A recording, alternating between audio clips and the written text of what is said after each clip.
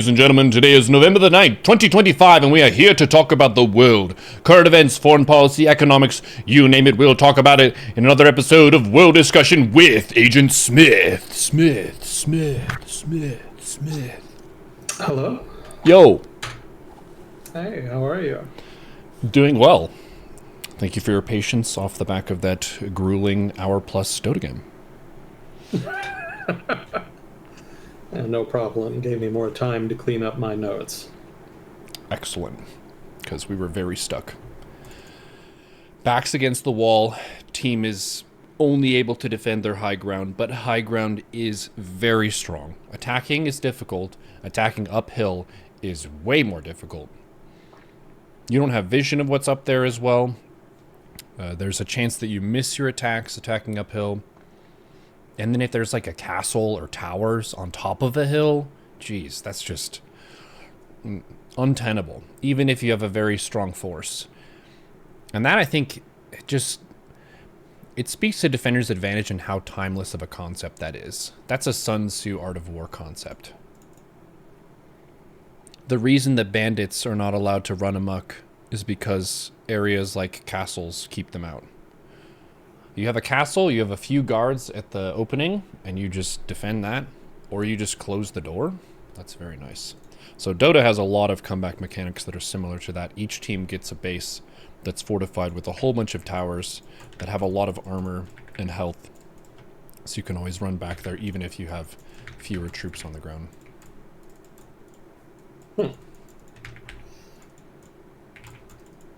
Despite the whininess of Dota players. Even if you're behind, you still have a non-zero chance to win. In most games, if you look at the graphs, the winning team seldom has more than an 80% chance to win. So if you're a mighty warrior who wants to build their name and uphold their family's honor, then you would continue to fight to defend your homeland no matter what. And if you have a 20% chance to defend your homeland, you're going to try to defend your homeland, right? Most of the time. If fleeing is not an option. And in the case of a Dota game, it is not unless you want to take a abandoned penalty, which prevents you from playing for an hour. So yeah. War in Dota. Dota and SC2, very similar games. And that's all about breaking the enemy's house to win.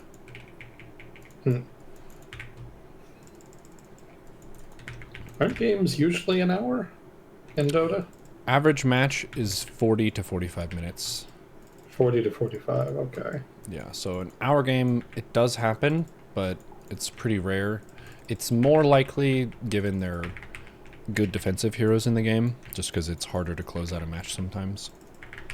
So any really good archer hero, like I was playing Drow Ranger, and she's pretty weak at attacking the enemy because she has no escapes and she has low health in the early to mid game. But if she's standing behind towers, she can shoot the enemies from very far away, from a very safe position on high ground behind her team, while the enemies are trying to push uphill into a tower, which is basically like trying to attack a castle. Archer on top of castle, another classic defensive maneuver. Pretty handy. Yeah. Didn't work for me in Dwarf Fortress, but maybe that was just a skill issue. That's an RTS as well? I haven't played that one. No, it's... How do you even describe Dwarf Fortress? I'm not actually sure. It's a role-playing game, kind of, but it's also a base-building game. It's kind of similar to RimWorld. I don't know if you've heard of that. Yeah. Yeah. Older than RimWorld. Actually, RimWorld was inspired by it. Did not know that. Yeah. It's very fun. It's just a little wonky since it's basically just like one guy in his basement coding it. So some things don't always work great, but overall, yeah, there's a lot to do. It's a really cool sandbox type game where you can just kind of do whatever. Nice. Except use archers, apparently. That doesn't seem to work. My base was attacked by a giant, so I had them get up into a tower so they could shoot it with the arrows. So what do? They literally drop their bows and arrows, leave the tower, and try to fist fight it. What? Oh Yeah, no. yeah, not great. The only reason they didn't all die is because everybody involved passed out from exhaustion, including the giant. Just beating the shit out of my guys was apparently very tiring. Can I imagine. eventually had to have a child come in and slit its throat while it was passed out. That was the only way I could win. Wow. Very fun. Is that what you've Even been when playing it's this? not. Sorry, what? Is that what you've been playing this week, or you just thought of it? Oh no, that was ages ago. I haven't played in a long time. Hmm. Yeah, I'm kind of reluctant to go back to it until they finish fixing the storage system, because storage doesn't really work great, or at least it didn't when I was playing it. Lots of weird, wonky stuff that made logistics difficult to manage. So if you're interested in the base management and building side of the game like I am, then that's kind of a deal breaker, because you kind of need to be able to manage that in a timely way and not worry about your whole logistical system breaking down because somebody can't or won't, for whatever mysterious reason, get something out of a chest.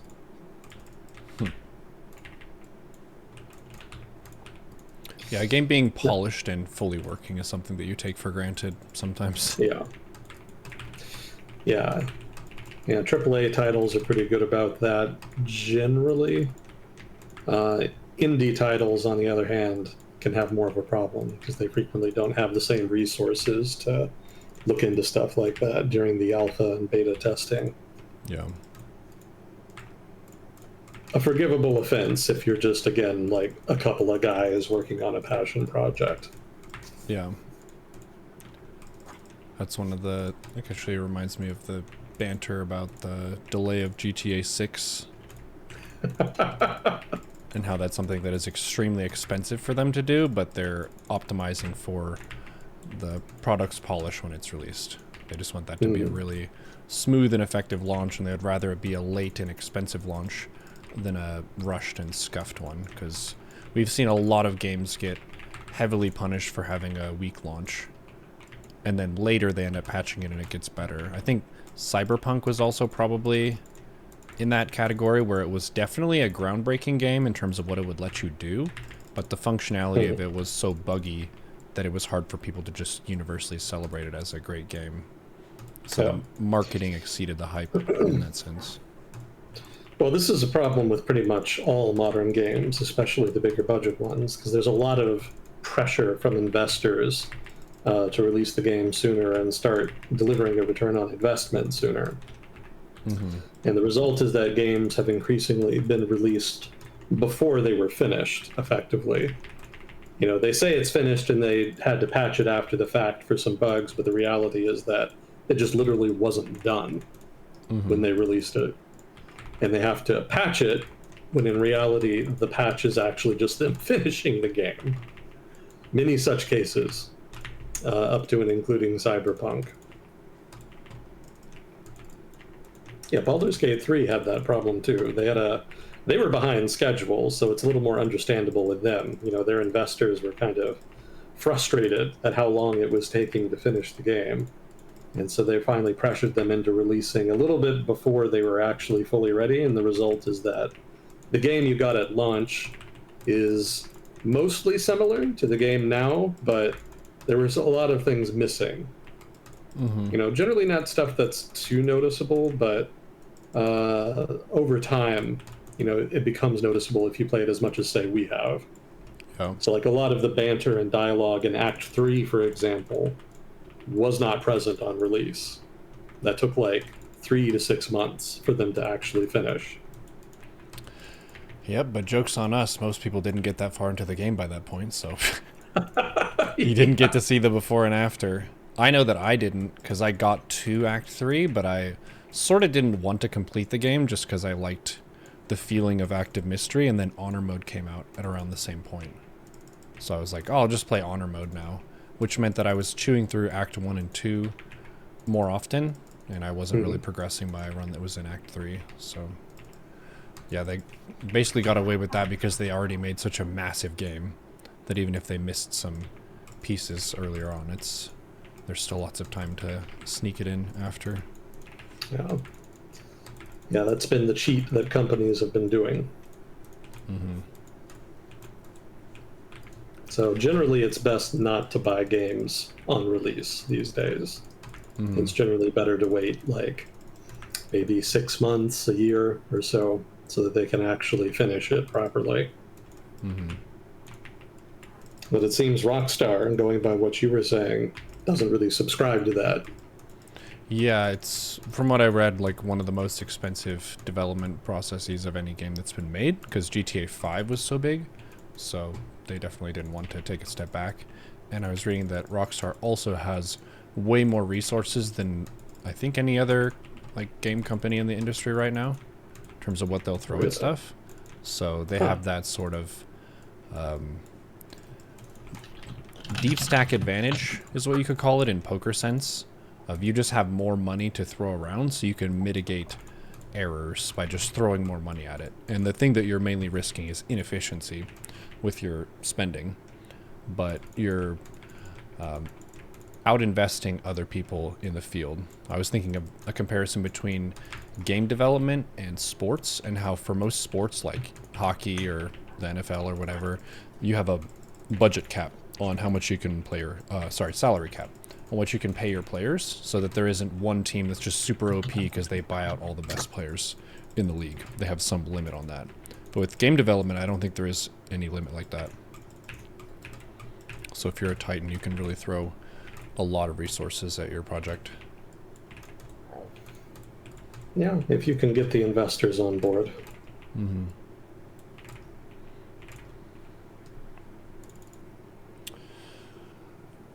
Well, cool. We like to delve into some gaming and movie talk when we start stuff. Kaiju number 8 I'm now caught up with. That one you might like if you like Godzilla stuff. I do. Have you seen Kaiju number 8?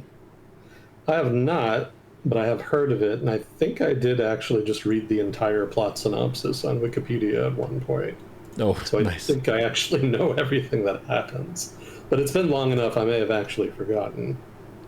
So I could hypothetically return to it at some point. Do you think it's worth it?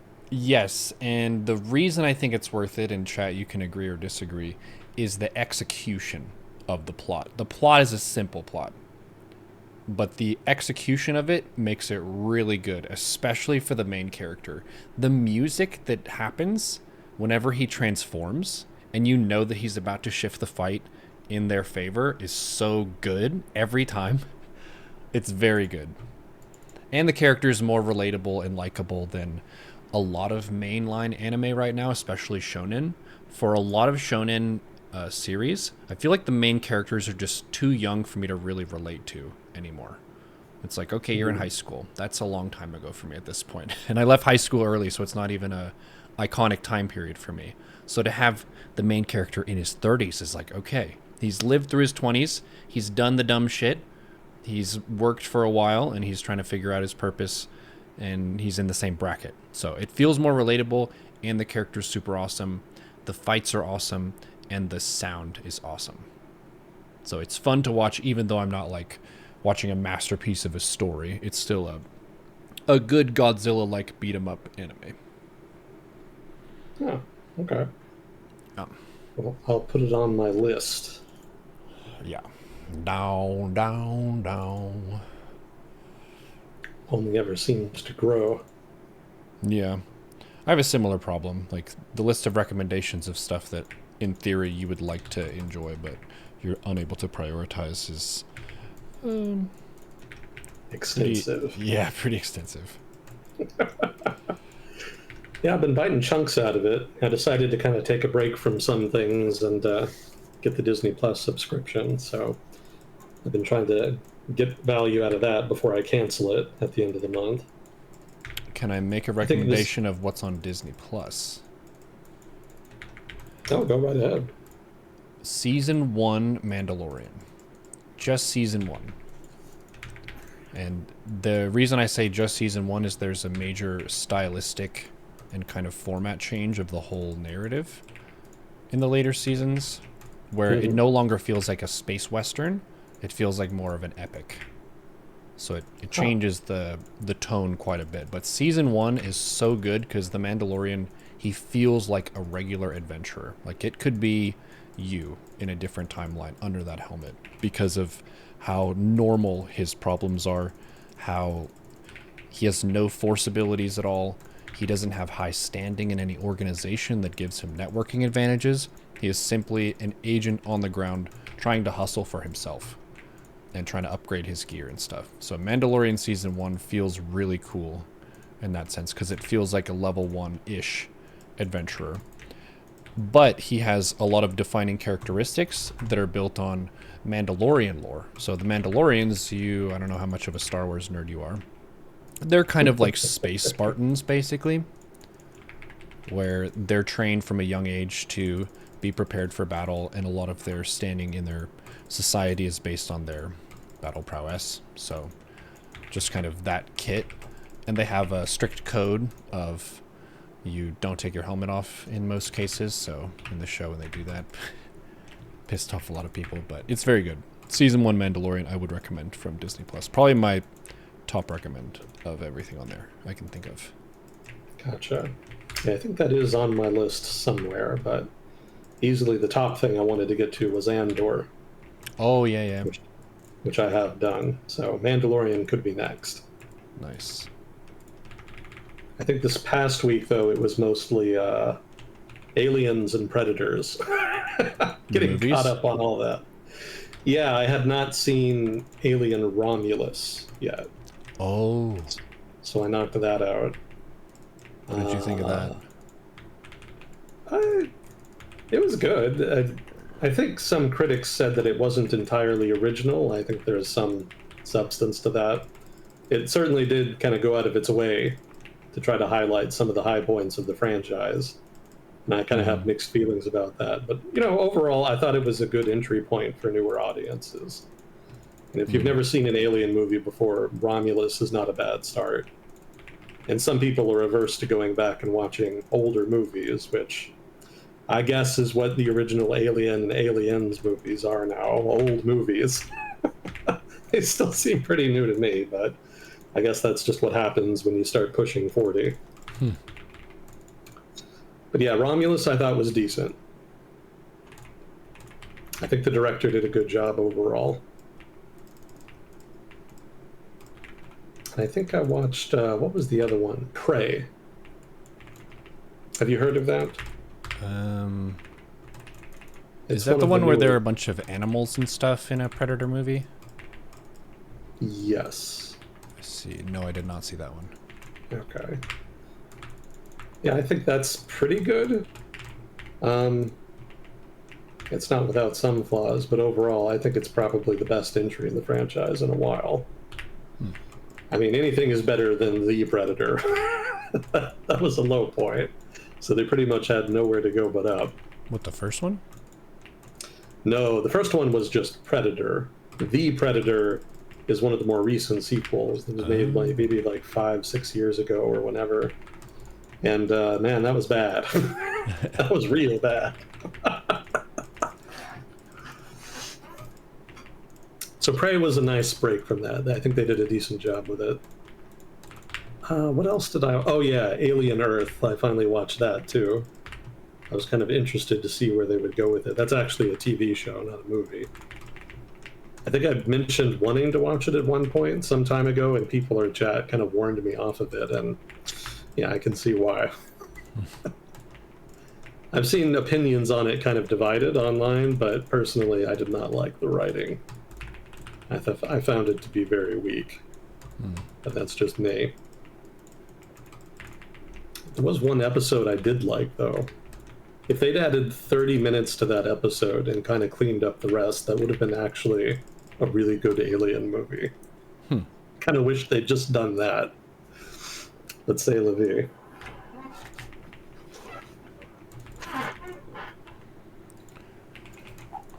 Well, movies, films, and games aside, This week, people were mentioning the elections and the results of those. I know people have been talking about that a lot in the media. U.S. Yeah. Yeah, so I generally don't invest too much in these because this is neither a presidential election nor a midterm election. Mm-hmm. Right. And so because the election calendar is kind of weak in years like that, people tend to kind of focus disproportionately on the few elections that do happen. Mm-hmm. And the result is that people kind of read too much into them. We only had a couple of big ticket, relatively speaking, elections this year. And I don't think there were enough of them in important enough places to really provide a good reading about public sentiment. And keep in mind, a year is a long time in politics, like a very long time. And the midterm elections are, what, pretty much exactly a year from now. So whatever sentiment you may gauge now is almost certainly going to be different, potentially radically different, by this time next year. So I didn't pay too much attention to these elections. Politicos always do, and so you kind of disproportionately hear about it. But in a year like this, that's basically just slow news day type stuff. They don't have much else to talk about, so they talk about what little is happening. I think there were, if I remember correctly, 3 big ones. And let me throw out the usual disclaimer here early, because I've been doing it later. I'm not an expert in everything I talk about on here. I have more of a background in economics and foreign policy. So if I ever say anything wrong, stupid, or biased, please let me know. If I'm wrong, I want to know more than anybody. I don't read chat while we do this, but I will read it later, and I do enjoy the feedback that we get. It's always fun to learn things from people, having conversations in chat, providing feedback and whatnot. So that said, my understanding is that there were 3 elections that garnered most of the attention. The big one was the New York City mayoral race. You may have heard about Mamdani by now. Yes. Democrat, Yeah. I think people were saying he's like interested in social stuff. Yeah, he is a self-described social democrat, and he's probably the most explicitly left-wing mayor that New York City has had in several decades now. He successfully defeated a coalition of basically establishment Democrats. By the time the election happened, it was pretty much being led by Andrew Cuomo, former governor of New York State. He had kind of been jostling with the previous mayor of New York City, Mr. Adams, to see who would kind of lead that coalition, but eventually Adams dropped out and Cuomo was sort of the main guy opposing Mamdani. But in the end, it didn't pan out. Ultimately, public opinion kind of slid decisively for Mamdani, and he was able to win a pretty sizable chunk of the youth vote, which the Democrats had kind of been struggling a little bit with in recent elections. So that does send a signal that Mamdani style politics can work. I would point out that he's not just a progressive Democrat, though. He did not really run on progressivism per se, at least not in the sort of social progressive, socially liberal style that has become prominent over the past, let's say, 5 to 10 years. He's more of a traditional progressive Democrat that would not have been out of place, say, from 1990 to 2010. So more in that vein. Probably a little to the left of people in that particular era, but certainly his style of politics sort of discounts social policy in favor of economic policy to a degree that we haven't really seen as much of in the past 5 to 10 years. And so his success is notable in that it could augur a return to that for Democrats, if not broader American politics. If you're tired of culture wars, I should think that would be a good thing, but not everybody is. So your mileage may vary on how you read that.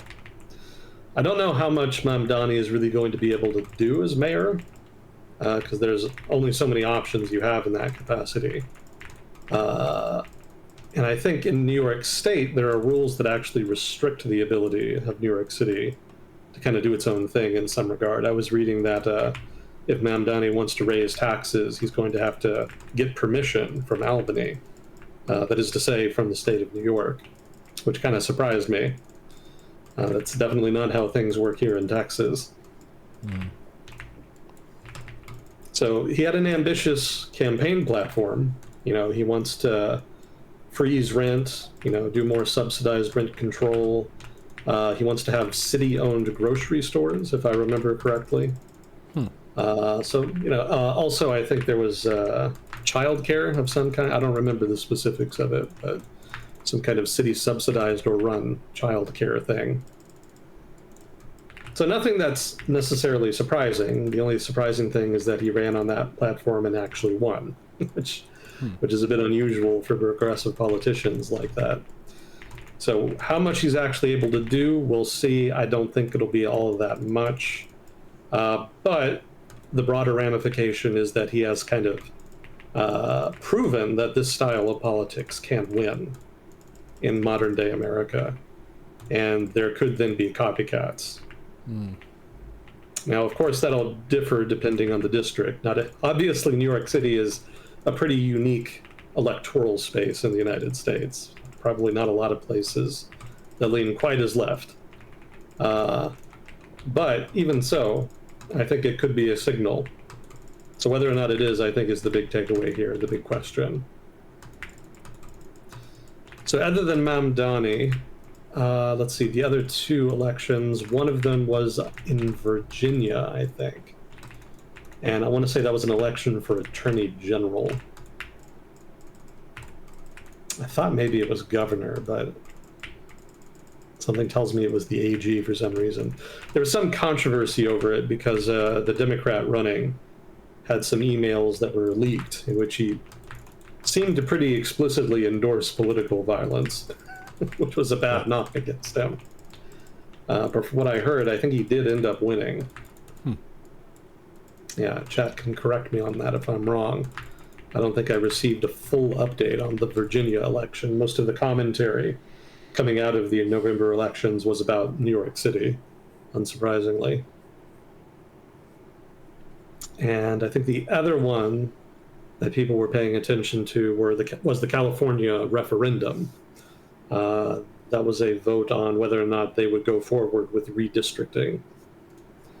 The state of New York has basically been threatening to gerrymander its House positions, its House districts, in order to offset the ongoing gerrymandering effort by the state of Texas, which could potentially significantly increase the number of safe seats held by Republicans in the House of Representatives.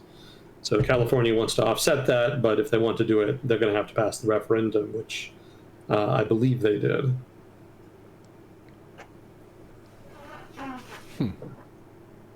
If you're going to gerrymander, then we are going to gerrymander. Yeah, tit for tat escalations. It's not really a healthy sign. Ideally, states would just be trying to have electoral systems that are as representative as possible, but instead we're doing this. Make of that what you will. So is it that Texas's gerrymandering secures them as more red and New York's would secure them as more blue?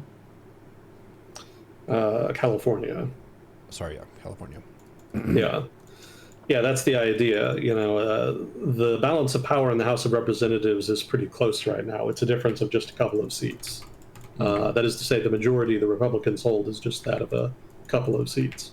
So if they could substantially increase the structural number of seats that they control, they could easily tip the balance in their favor. Now, obviously, Democrats don't want that, and so the state of New York is threatening to try to offset it with a gerrymandering effort of their own, in which they could increase the number of safe seats for Democrats such that the GOP is not able to garner a substantive semi-permanent majority in the House of Representatives.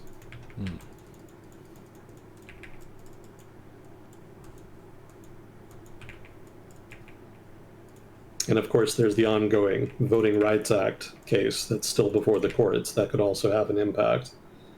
I don't know that all the gerrymandering in the world in California is going to be able to offset that if it goes if it goes the way that some Republicans in the South want it to go. I didn't learn about gerrymandering until my college poli-sci class. Oh yeah. Yeah.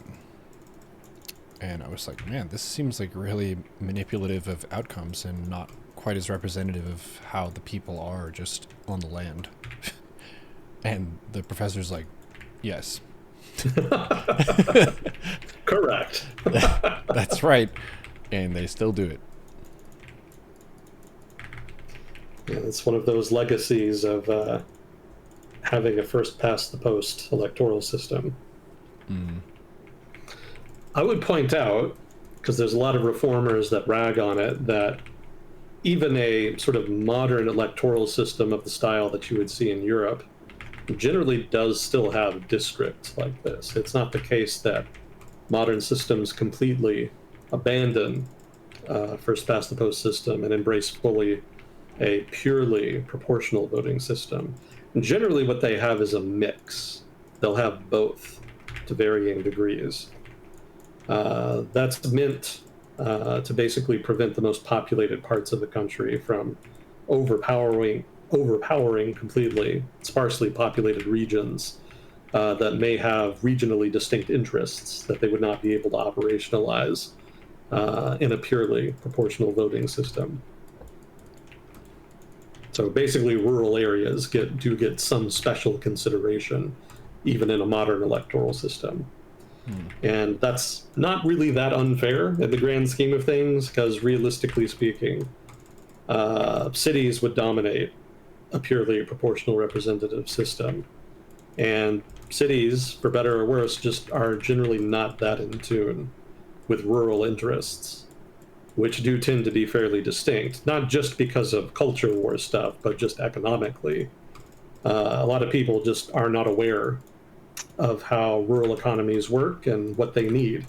And as a result, those needs could very easily go unnoticed and unaddressed if they did not receive some kind of special consideration in an electoral system. Yeah, there's actually a YouTube channel that's been making waves recently called Farm to Tabor. I feel like I'm mispronouncing the name. But she's been doing some interesting work on farm economies, rural economies, etc., and how all of that works in practice. And it's pretty revelatory, just as a lifetime city slicker myself, like a lot of that information is completely new to me.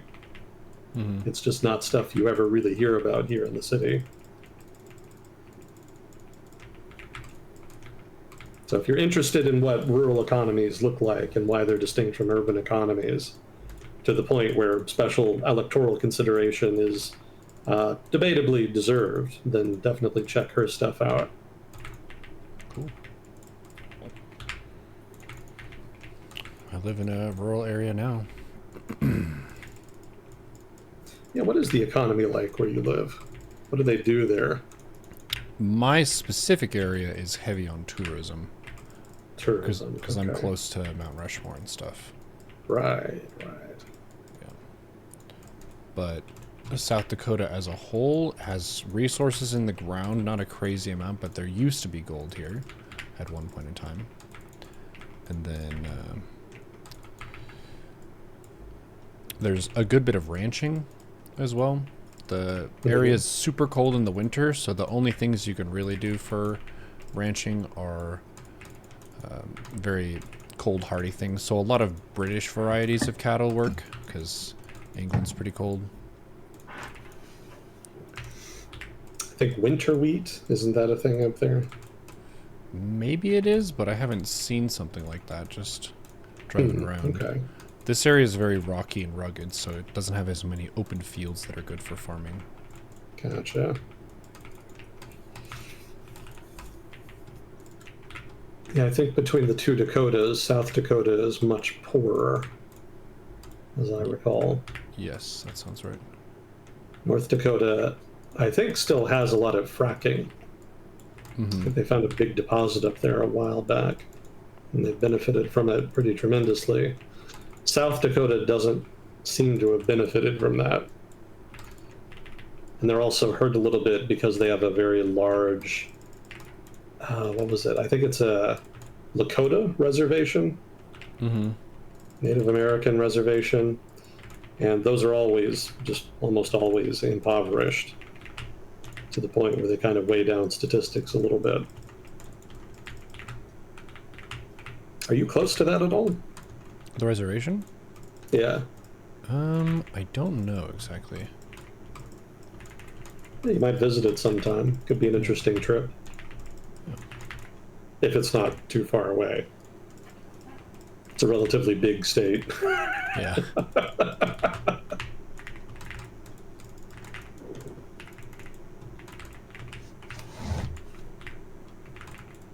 Have you ever been to Pierre? I have not. I don't think. If you ever do, let me know what it's like, because I don't know anything about it.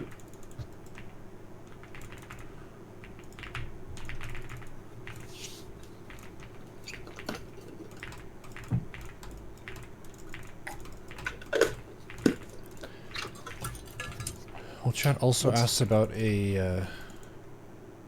we don't need to change topics right now, but they asked about a Ukraine update. And I haven't really brushed up on Ukraine in a while. They haven't been in the news, mostly because of the U.S. You know, the administration kind of crowds out a lot of other news items.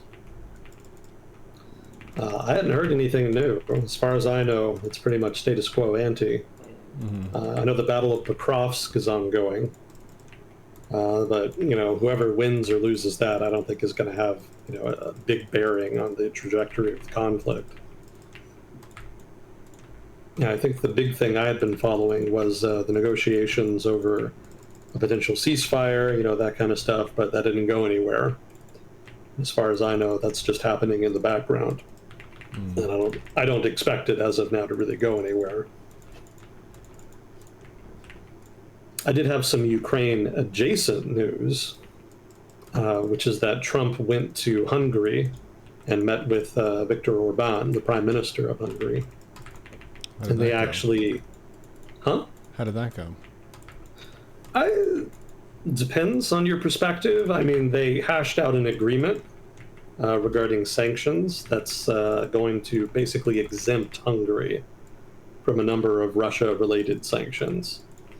So that, of course, suits Orban just fine, because he is sort of, I don't want to call him like a Putin apologist per se, but he's not really fully invested in Ukraine or European security. He tends to have more of an insular, almost isolationist perspective about what suits Hungary's security interests. So I guess that's all kind of a fancy, nice way of saying that he's relatively friendly to Putin. He's not that interested in confrontation. And that being the case, he still maintains a lot of trade ties. You know, he still, that is to say, Hungary still imports a lot of Russian natural gas and oil and whatnot, which has become increasingly awkward as the European Union as a whole has imposed various sanctions on those kinds of goods. Generally, there are carve-outs or delays or exemptions of one kind or another that Hungary has benefited from. But they hadn't really been covered by, say, the U.S., right? The U.S. had not given them any exemptions up until now. That hadn't been a problem because the U.S., like Europe, had not really been sanctioning the biggest oil firms and whatnot in Russia because they were trying to kind of wait until they could find alternatives before they just cut off the tap completely. Doing otherwise would have resulted in significant disruption to their economies. So recently, the U.S. government has kind of taken the lead on imposing more substantive sanctions. Trump, for whatever reason, decided to make this an issue and noted that a number of European countries still import Russian oil to varying degrees, if not also natural gas, and started demanding that if they were really serious about, you know, contesting Russian expansionism, so to speak, in Europe, then Europe needed to broaden their sanctions to encompass sort of the mainstay of Russian exports, that being oil and natural gas. The fact that most of Europe had pretty much already done that seems to have been lost on him. And I also find it kind of incongruent that he followed that up by going to Hungary, the most pro-Russian government in the EU, arguably, and then giving him exemptions from exactly the kinds of sanctions that he was talking about. So, inconsistency and incoherence are among the defining features of the Trump administration's foreign policy. That's not new. They were pretty much the same in the first term. More of the same this go around. So I'm not really sure what the impetus for this was, other than Trump having some kind of personal relationship with Orban. After the US government went out of its way to help out Javier, no, that's his first name, Javier Milei in Argentina, the only way I can make that make sense is on a personal level, because there's really not much strategic imperative there that would necessitate an intervention like that under normal circumstances. So I had to kind of attribute that to Trump's personal relationship with Milei, which suggested that personal relationships are a major factor for Trump in making foreign policy decisions. There had always been talk about that, but he'd never gone this far. As far as he's gone this term, that's new. In the first term, he still had people under him kind of running American foreign policy, more or less similar to what it had been, with some notable obvious exceptions. This term, Trump is kind of more untethered, and so he can kind of do more whatever he wants. And it seems like what he wants to do is to cultivate personal relationships and then act on them in a kind of quid pro quo, where he helps the people he's building relationships with in exchange for something. It's not really clear what, but he seems to be implementing some kind of game plan here. If I had to guess, I would say money. That seems to be the common denominator, but I don't have any proof yet that he's directly benefited financially, although it would be very easy for him to do so, given the whole litany of ways that the Trump administration has breached various norms that were meant to sort of police that possibility. So we'll see. We'll hear about it eventually, I'm sure, one way or the other. But regardless, the relationship with Orban seems to be similar to the relationship with that of Milei, to his relationship with Milei, rather. And I think he's acting on that in a similar fashion. I think he granted the exemptions because Orban asked very politely for it and made it apparent that he was Trump's guy. That's my best guess, because otherwise I don't know why this would be important. Hungary is not like a big strategic player in Europe. It's not a major military power. It's not a major economic power. It's a small, moderately prosperous Central European country. So this degree of special consideration seems bizarre to me. It's the kind of thing he would have had to have gone out of his way to do. We just don't really, or at least I just don't know the reasons yet, what those reasons are. Let's see. Yeah, I think I did have details about that. Let's see if I can find them. This isn't really a professional assessment, but to my kind of layperson's observation, it seems like Trump just wants to bro out with world leaders, even if he doesn't have an actual thing that he wants to change with the U.S. relations with a place, for him to feel like he's making a deal and hang out with other people with power. It's fun for him. Yeah, there's a lot of that intrinsic to his style of governance. Mm-hmm. And I think that kind of stems from a very particular worldview that he actually shares with probably a lot of his most hardcore supporters, which is that the world is not really about systems. It's not really about philosophies or norms. It's about power. It's about power and the people who wield that power. Everything happens because somebody with power wills it to happen. And the trick to managing the world, or at least engaging in world affairs, is to recognize that fact and negotiate from a position of strength and willpower. Mm-hmm. So it's almost a kind of Nietzschean style of governance. Trump is probably not the first president who's thought like that, but he's certainly the first to have gone out of his way to sort of make it his whole brand. His whole government is basically shaped by that philosophy. And it's producing mixed results, because on the one hand, yes, there are lots of people who kind of take the view that politics is about imposing your will and being bold and taking risks. But generally, they recognize that procedure and the technical side of government writ large still matter. Like, you do have to strategize and plan and think ahead. I don't get the impression either this Trump administration or the previous one do that. They're very good about being bold, not so good about doing anything with the boldness, right? There doesn't really seem to be a plan other than being bold for the sake of being bold. I think the administration, this one and the previous administration, were both at their most successful when they had relatively competent, experienced people kind of running the ball for them. That is to say, that had been delegated authority to deal with certain given issues and were given the leeway to do it more or less on their terms. And the results were generally okay. I think we're seeing that with Scott Bessent, the Secretary of the Treasury. He's seemingly, obviously it's kind of an opaque administration, but he has seemingly been given the portfolio for the trade conflict with China, if not American trade policy generally. And since that has happened, Trump's trade policy has gotten significantly more coherent. It only ever seems to be just kind of crazy and unpredictable when he takes a direct hand and, say, personal negotiations with Xi Jinping or something like that. But when he's not ranting about it on, Truth Social or some such thing, Scott Bessent seems to be kind of managing that on his own. And when he does so, things seem to make more sense.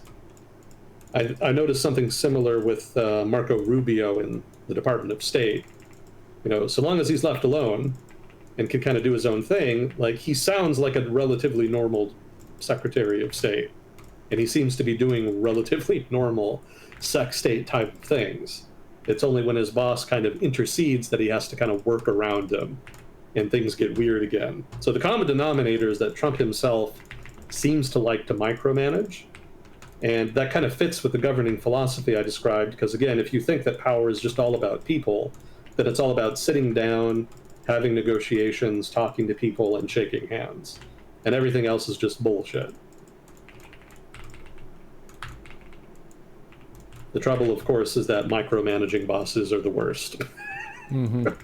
Very frequently, they don't know what they're doing. So you kind of see something similar with Trump here. He thinks that he needs to intercede in order to really push things forward and get things accomplished. But in reality, he has virtually no experience with doing that, at least not in his role as president. In both the first 4 years in his first administration and in this administration thus far, like, he really doesn't seem to learn. Like, every negotiation he approaches in pretty much the same way, with relatively little variation. His negotiations generally only seem to really work well when he delegates. You can kind of see that with China. He particularly seems interested in China, so he's often taken the lead in interceding in that particular issue. And the result is that the party generally just runs circles around him. They promise him things, they flatter him, and then they just do whatever the fuck they want. So long as Trump can walk away looking good, and this is what the party has kind of surmised, if Trump can walk away looking good from an agreement, or at least a negotiation, then it almost doesn't really matter whether or not the counterparty actually honors the agreement. Trump can just come back and say, hey, they cheated, they lied, that's bullshit. We need to have another big interpersonal talk to negotiate this and hash this out. Meanwhile, Xi Jinping and the party just kind of string him along. Putin does this regarding Ukraine quite effectively, it seems, just kind of stringing the administration along, pretending to indulge his desire for peace talks, while never actually regressing them or doing anything about them. So that's the flaw with this governing philosophy, basically. If you reduce it down to the individual, then you're putting all of your faith in the counterparty to kind of have a similar philosophy and to actually honor their word. But that's not how most leaders operate. Most leaders do operate from a perspective that systems do matter, that procedure does matter. And, unlike the Trump administration, they still put a lot of stock in their experts. And they're generally pretty good. If you're Russia or China, you've got some, maybe not the best human capital, but some of the better diplomatic human capital on Earth. You know, Russia has lots of experience from the Cold War, and China's not as experienced, but they certainly go out of their way to make sure that their people are fairly well credentialed. You know, they have their own programs, they require and recruit very educated citizens. So what they lack in experience, they tend to make up for in just raw expertise. And they're building on it, that expertise. You know, they're getting there. So the result is that, you know, the experts, so to speak, will talk to, say, Xi Jinping or Vladimir Putin, or, you know, pretty much any leader, since most leaders still do rely on major institutions to kind of help inform them and determine strategy. They'll tell their leaders that he has a big ego, flatter him, tell him what he wants to hear, give him superficial concessions. He'll walk away happy, and then he'll forget about you for however many months. And then you can just do it again later. This has been the pattern over and over again. You know, not just for the past couple months, but for the past, however many years, since 2016, past 9 some years now.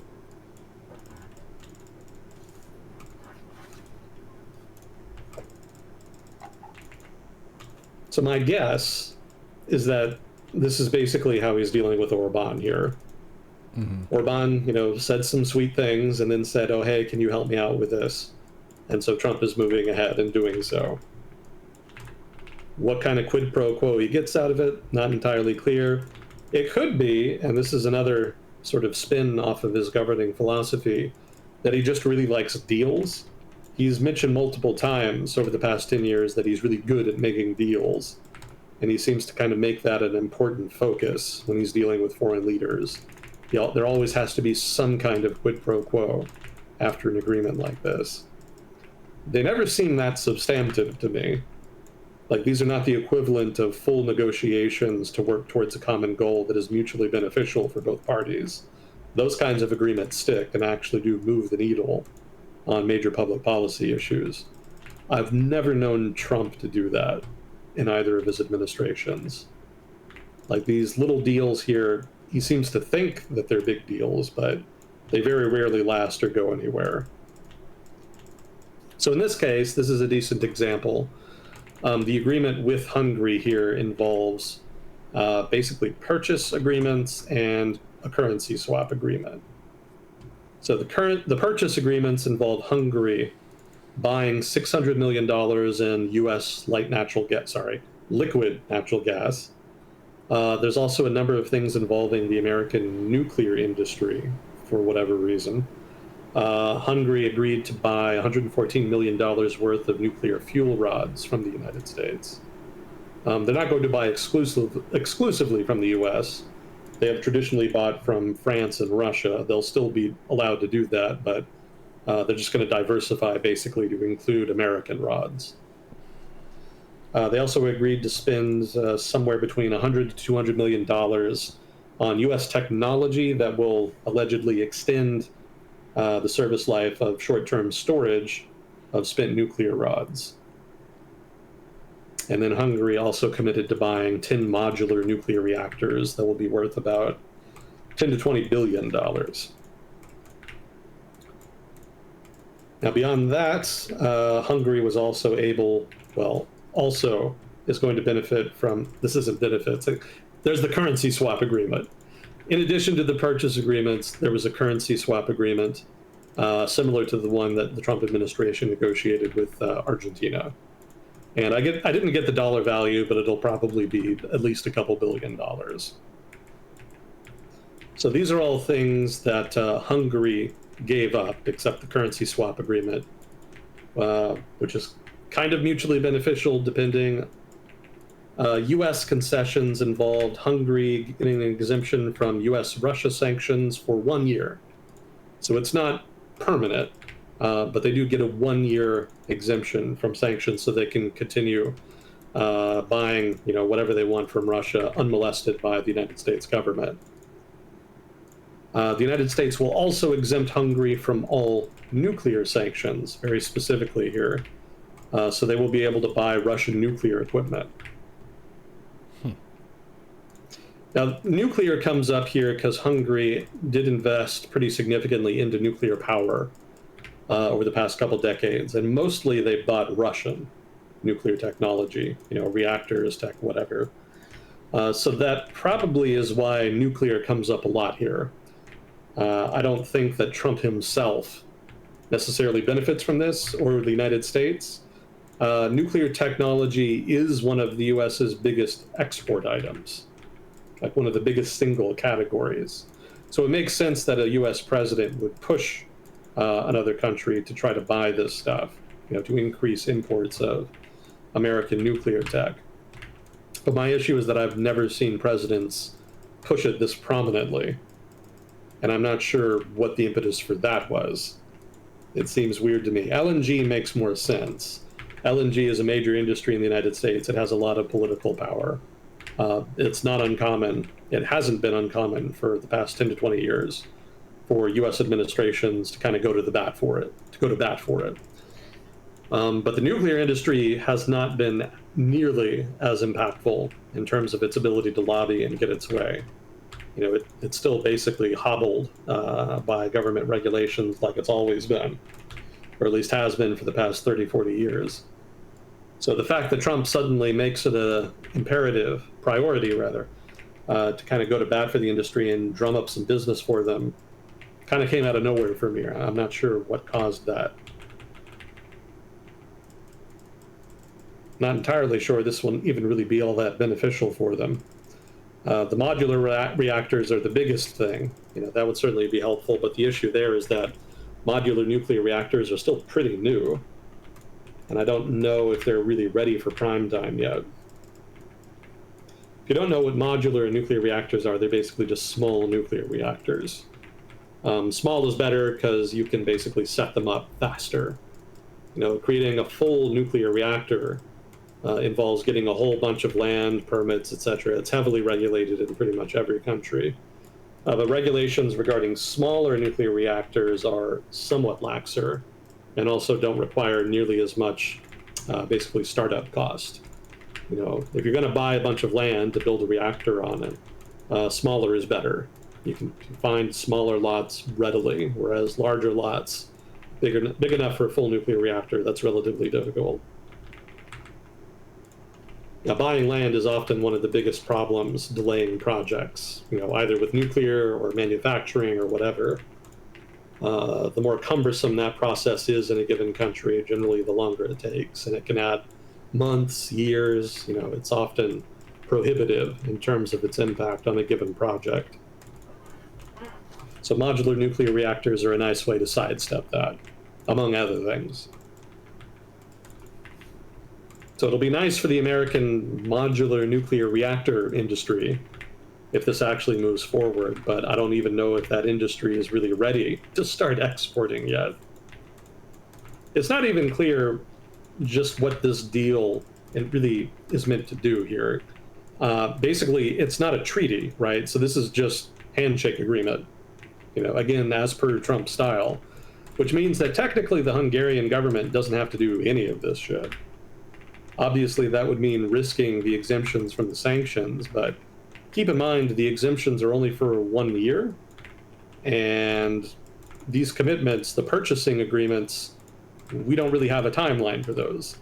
Like, hypothetically, the Hungarian government could meet the requirements of the purchasing agreements here by signing a memorandum of understanding that will elucidate, basically, that it wants to buy this stuff and will nominally kind of move in that direction without actually committing or contracting to buy anything.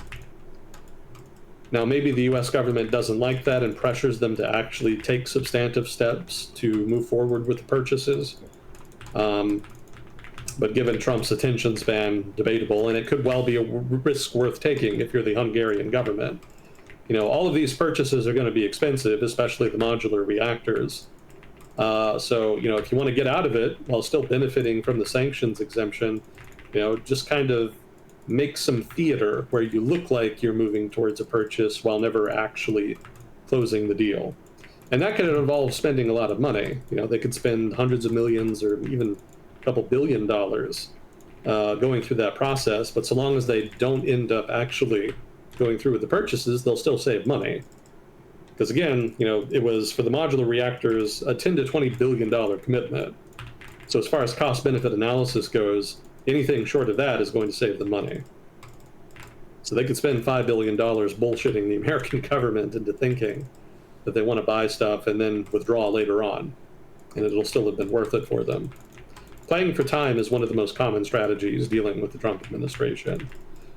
Generally, it works relatively well so long as the Trump administration, or maybe more accurately, Trump himself, doesn't especially care about a given issue, because generally he moves from issue to issue relatively rapidly.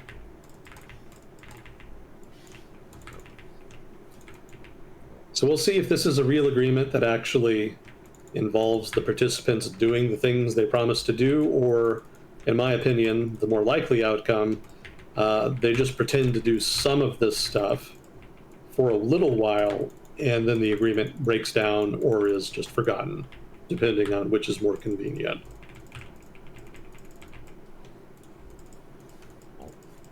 We shall see.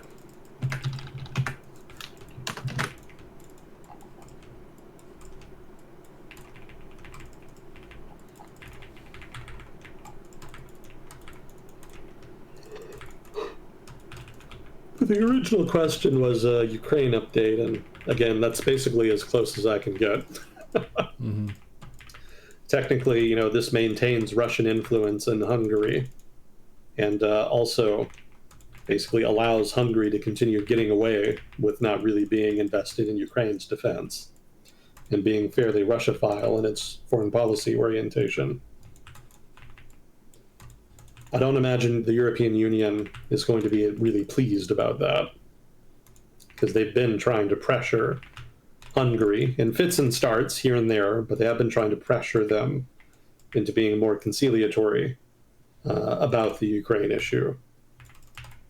So after some months and years of trying to do that, in parachutes the Trump administration and just kind of hand waves away sanctions. Yeah, it's fine. You can trade with them. We don't really care. Not really much the European Union can do about it, but it's not going to be great for Euro-American relations. Although, given all the other issues in that relationship, this is not really going to be the thing that they're going to be focused on. This is relatively minor compared to, say, the trade drama or the China drama, what have you.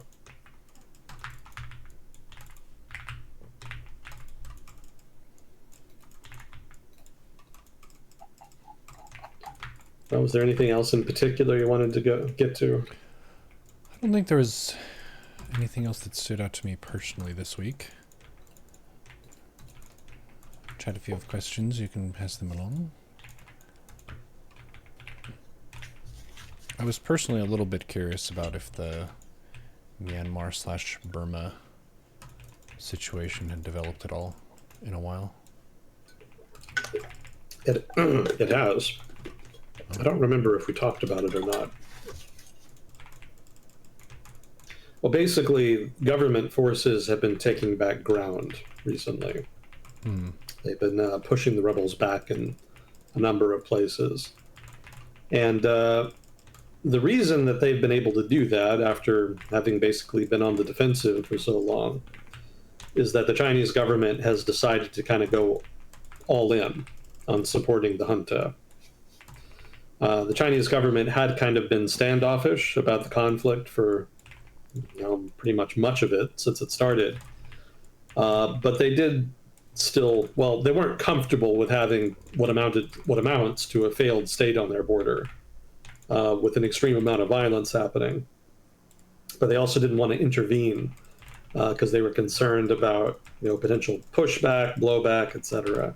Interventions can be very messy. So their attitude was that it was Burma's problem, and they would only really involve themselves in so much as Chinese interests were directly at stake. So, for example, the scam centers and whatnot along the border, and various rebel groups sort of interfering with the export of rare earth materials of one kind or another to China.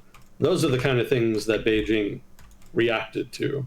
They did proactively involve themselves in the conflict to varying degrees in responses to those factors. But they still had not really come down on, say, one side or the other. They weren't like fully supplying the rebels or the government forces or what have you. You know, their attitude was just to kind of wait and see and support whomever came out the other end. But in the past 6 months, they've changed tact. They're apparently tired of waiting and have decided to back the government forces. I don't know how much aid they're giving them exactly, and most likely it's still relatively limited because I don't know how much Beijing, even now, can really be said to actually care about Burma or the overarching conflict.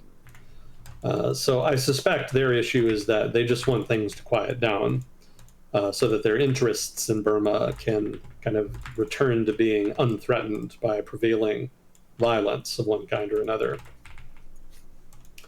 So what I've read is that they've given them some weapons, some money, some aircraft, and especially drones. Drones is apparently the big one.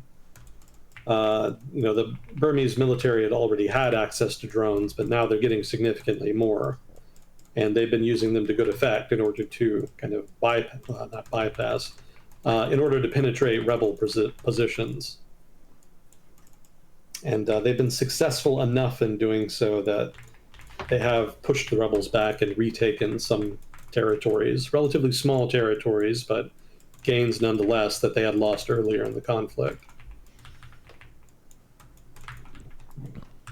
The US, meanwhile, has actually lowered its involvement in the conflict. It was not all that involved in the first place, but the US government had been giving non-lethal supplies in limited quantities to the rebels up until the Trump administration came in and decided that it wasn't worth it. So those have now been ended.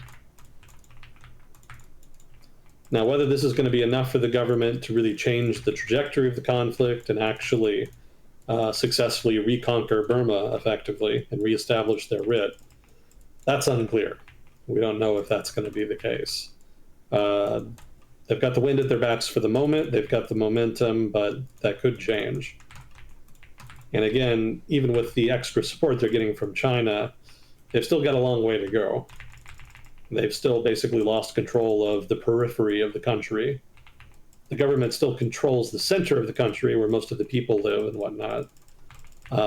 So that's still, a major advantage for them. But getting into the more hard-to-reach places where the terrain is especially rugged, and in some places where local ethnic militias have never embraced the government in Burma's entire history as an independent state, yeah, that's going to be hard going, most likely. Yeah, another thing they've been doing more recently is terror bombing.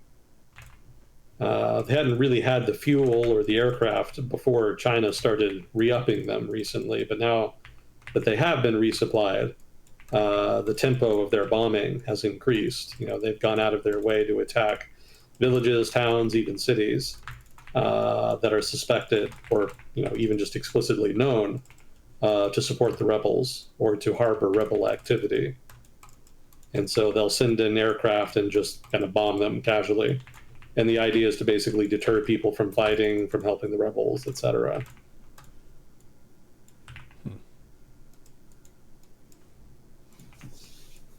What's their economy based on?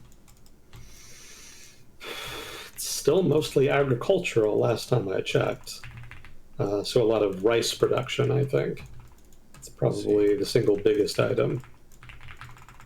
They do export some rare earths and other valuable minerals, mostly to China. In fact, I think Burma is the world's leading producer of jade, interestingly. But I don't think they have much beyond that. They really don't have a manufacturing sector to speak of. And I don't think they have a services sector, really, to speak of. So as far as I know, it's still mostly a primary sector economy. Minerals and food, pretty much. Mm-hmm. Yeah, they did see some economic growth in the opening period when the military was trying to democratize and open up the economy a little bit to world trade. That was more so in the 20-teens and the early 2020s. But that didn't result in enough economic growth to change the structure of the economy. Maybe if the reforms had stayed in place, for another 10, 20 years. Maybe if the war hadn't happened, what if, until the sun explodes pretty much. But if not for all that stuff, maybe things would be different. But as is, the reforms were interrupted, so to speak. And so the result is that there hasn't been a whole lot of change. I'm sure for people on the ground, the reform period, the period of opening, probably corresponded with substantive change that was quite noticeable on the ground. But it didn't happen for long enough, basically, for it to be more than that.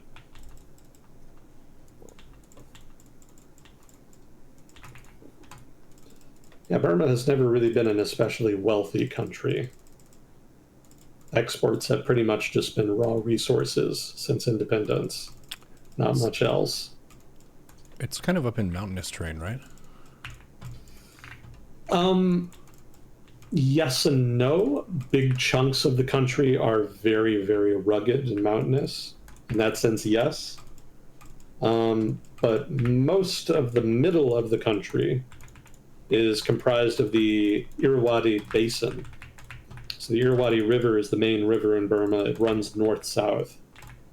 And that river basin is fairly flat, fertile, etc. So basically, you can think of the middle country as a kind of bowl, right? In which all of the most fertile flat land is. And then when you get to the edges, that's when things get really rugged. Yeah, it's pretty similar to Thailand in that respect. Sort of the border regions of Thailand are fairly mountainous and rugged, but the middle of Thailand is dominated by the, I forget what it was called. It's not the Mekong. No. The main river in Thailand is X. I forgot what it was called. But the river basin that the river sort of overlays is very flat, fertile, etc., in stark contrast to the border regions. Chao Phraya River. What was it? The Chao Phraya River. Or Chao Phraya River. Huh.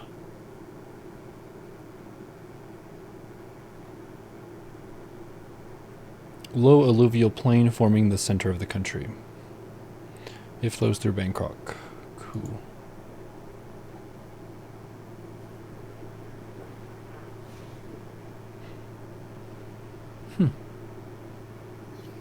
Yeah, nice river delta, which pours out into the Gulf of Thailand, looks like. Yeah.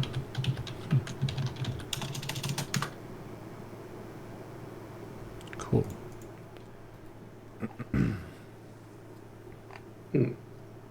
So Myanmar is to the northwest of Thailand, Laos is to the northeast, Yeah. Cambodia is to the east, southeast. Yeah, southeast. Yeah, Laos culturally is strongly related to Thailand. Very similar language. Historically, it was a part of various Siamese empires and whatnot. It only was broken away by the French, who were expanding inland from North Vietnam. Yeah, they basically forced the Thai king to give it up 120, 180 some years ago.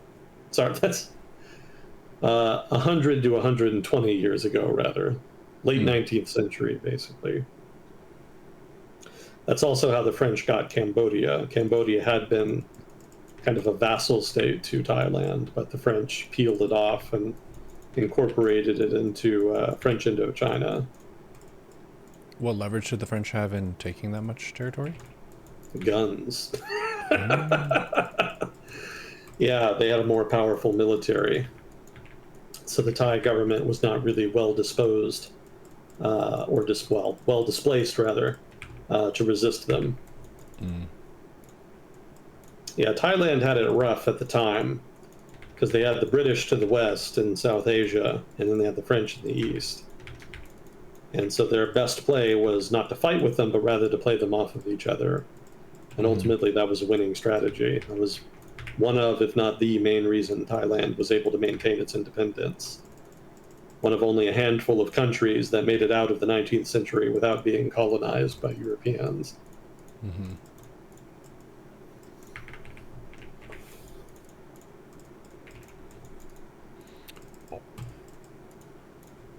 Oh, there was a funny conversation today, or not today, a couple days ago, I think, about the Norwegian royalty and how their approval is pretty down based on the behavior of the younger generation of royals. Yeah, I've read about that. Yeah, their princess is a little out of pocket at the moment. Yeah. Yeah, I think we talked about her on here before, actually, a long Mm-hmm. time ago.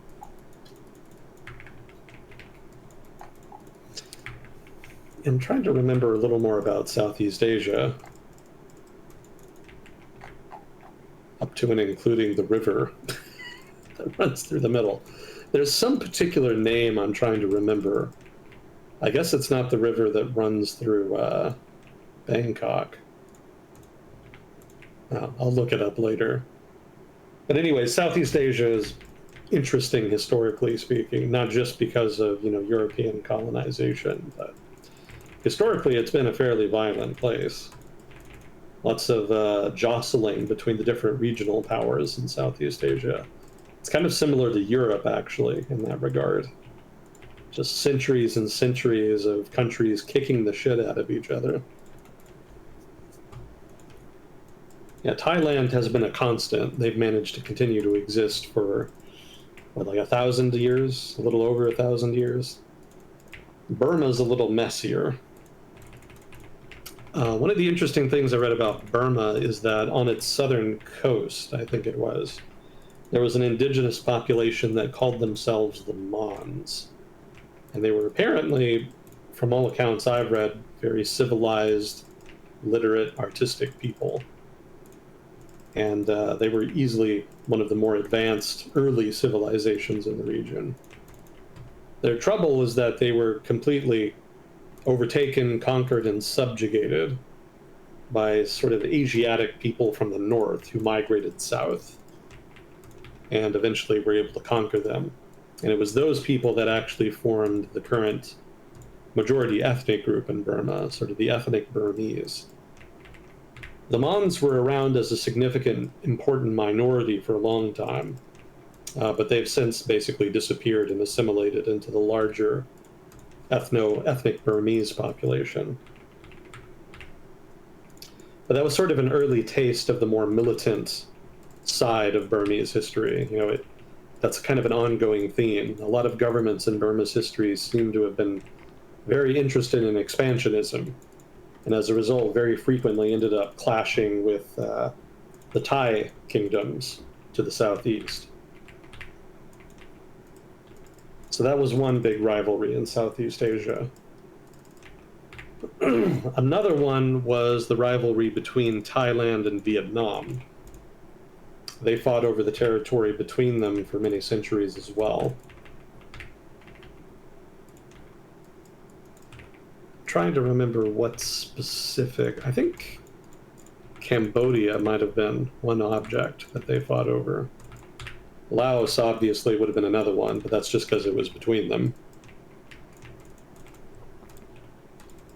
Yeah, for those of you who don't know, the southern half of Vietnam was not conquered and incorporated into Vietnam until, what, I want to say 700 years ago. It's a relatively recent addition, basically. The ethnic and historical heart of Vietnam is very much in the north of Vietnam, in the Red River Basin. That's always been the heart of their civilization. The land to the south of that, again, had to be conquered from other people. In the case of the middle part of modern Vietnam, they conquered it from a Polynesian group, actually. I think they were called the Cham, something to that effect.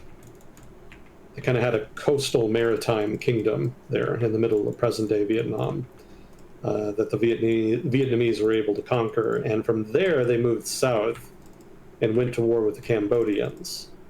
They were known then as the Khmer. I think Khmer is what we always call it in the West, especially in English. But I think technically Khmer is actually correct. Yeah, I would have to I don't look know it if up. we. I don't know. Well, it has to do with French, basically. French speakers were sort of the ones that originally explored Cambodia, did notes on the culture and whatnot. So a lot of the naming conventions used for Cambodian stuff are actually French in origin. Ah. So in that sense, Khmer would actually make more sense, but I always hear Khmer or Khmer or whatever. I'm sure all of them are mispronunciations of one kind or another. Probably little in common with the native pronunciation. But I'll defer to Chad on that. Anyway, the Vietnamese went to war with the Cambodians, and they did not conquer all of Cambodia, but they did conquer the Mekong Delta, which was probably one of, if not the most valuable part of Cambodia at the time. That hosted a number of major, trading settlements, specifically the predecessor to modern-day Ho Chi Minh City, previously known as Saigon. And anytime you can get the mouth of a river, it's generally beneficial, at least historically speaking, because generally that's going to be a major trading center. Both for people moving down the river to export goods from the interior, and then also for foreign traders who want to drop by and buy stuff. And keep in mind, cash, actual specie, was relatively rare historically. Almost always economies have kind of struggled with shortages of hard currency up until maybe the past couple hundred years. And so anything that you can get control of territory-wise, any territory you can get control of that hosts a lot of commerce is inherently valuable because you can tax that and get some of that cash, which would otherwise be very difficult to do, to get access to. So that was a big win for the Vietnamese. It was a bitter blow for the Cambodians. They'd already been in decline, and that kind of sealed the deal.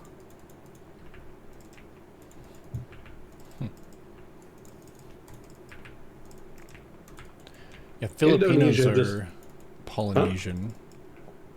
Filipinos are Polynesian ish. Let me think. I don't think they're Polynesian, actually. I think they're. This is where I get confused because there's multiple groups in the region: Polynesian, Austronesian, Melanesian. But one of them is actually a superset that encompasses all of the others. So Melanesian is like Papua New Guinea, Solomon Islands, that area.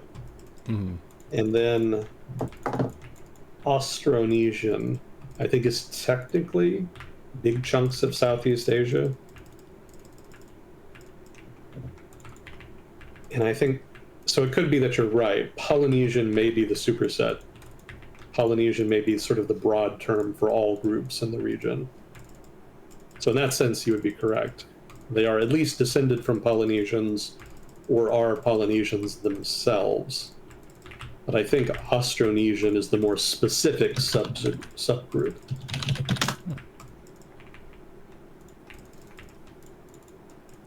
Today I learned.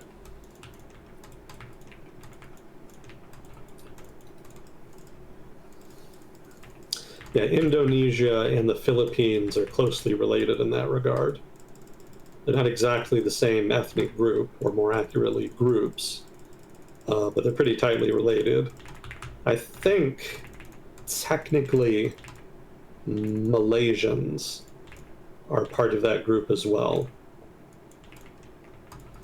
They've had a little more influence from, I think, other places too, but I believe the Malay language is also in that same language tree as Indonesian and Filipino languages.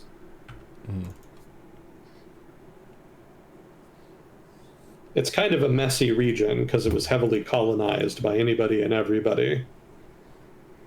In the case of Malaya and Indonesia, they were colonized. Well, maybe colonization isn't the right word there, but They were heavily influenced by Islam and Arab traders, and then later on colonized by the Dutch, at least in the case of Indonesia. In the case of the Philippines, they were colonized by the Spanish. And so thorough was that colonization that the Philippines might be the most colonized country on Earth, just in terms of how impactful the colonization was on their culture. There's a number of Spanish influences on Filipino culture that are still prominent even today. It's predominantly Catholic. I know that's one of them. Yeah, heavily Catholic, machismo, very big, sort of very traditional. Well, not traditional, I should say. I'm not sure what the right term is here. Urban planning, basically. When the Spanish came, they forcibly relocated most of the population away from their native villages into new villages that were planned and designed by the Spanish along Spanish lines. And the result is that sort of the predominant architecture and village layout in the Philippines changed dramatically relatively early on in the experience of Spanish colonization from the pre-Spanish status quo. So even just the look of many parts of the Philippines, in terms of structure, buildings, infrastructure, etc., kind of has a Spanish feel to it.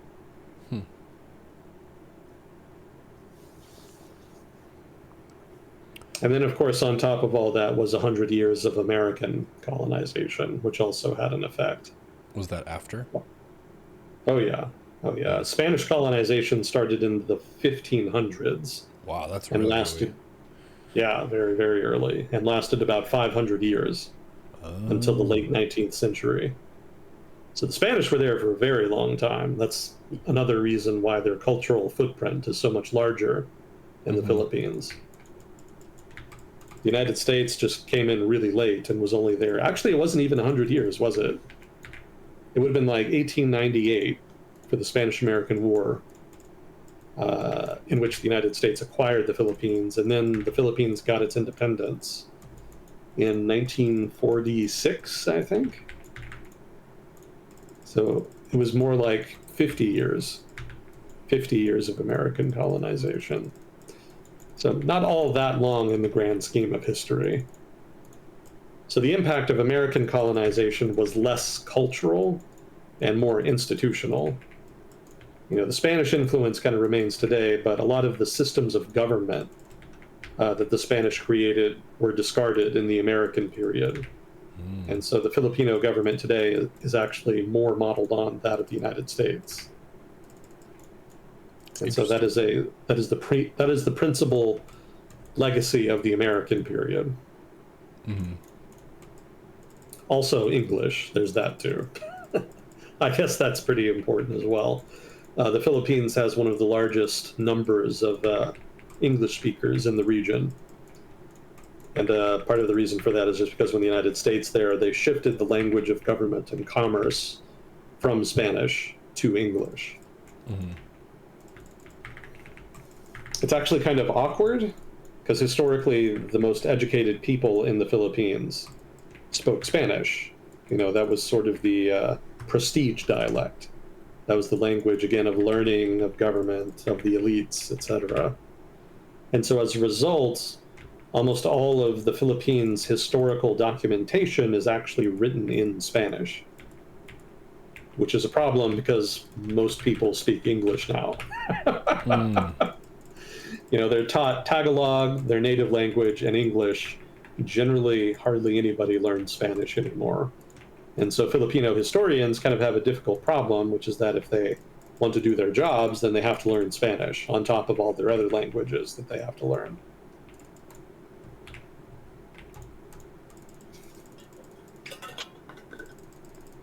Tagalog, I think, is the pronunciation. Thank you. Yeah, no problem. I'm always screwing it up. Well, you're pronouncing it as it would be pronounced in English, so can't really fault you for that. Yeah, even if you break the Philippines down by region, like you can kind of see the footprint of various influences there. And those influences are generally more prominent than in equivalent countries in the region. So, for example, Mindanao in the south, it has more Islamic influence. And the south, in and around the city of Davao, if I'm remembering this correctly, actually has some Japanese influence. That's not just to say sort of culturally, but like even some people there genetically are descended from Japanese people who moved there, either as investors or as plantation workers in the early 20th century. Yeah, before World War II, the region around Davao saw significant Japanese investment. So there were a lot of Japanese businesses, businessmen, Japanese workers, plantation workers, like, you name it. There was just a significant presence of Japanese there. Obviously, World War II changed that pretty dramatically. They were basically all systematically kicked out. But some of them had had children and whatnot while they were there. And those children generally stayed on as citizens of the Philippines. And of course, even if you were a native Filipino, you would have been influenced by the prominence of Japanese language and business culture in the area.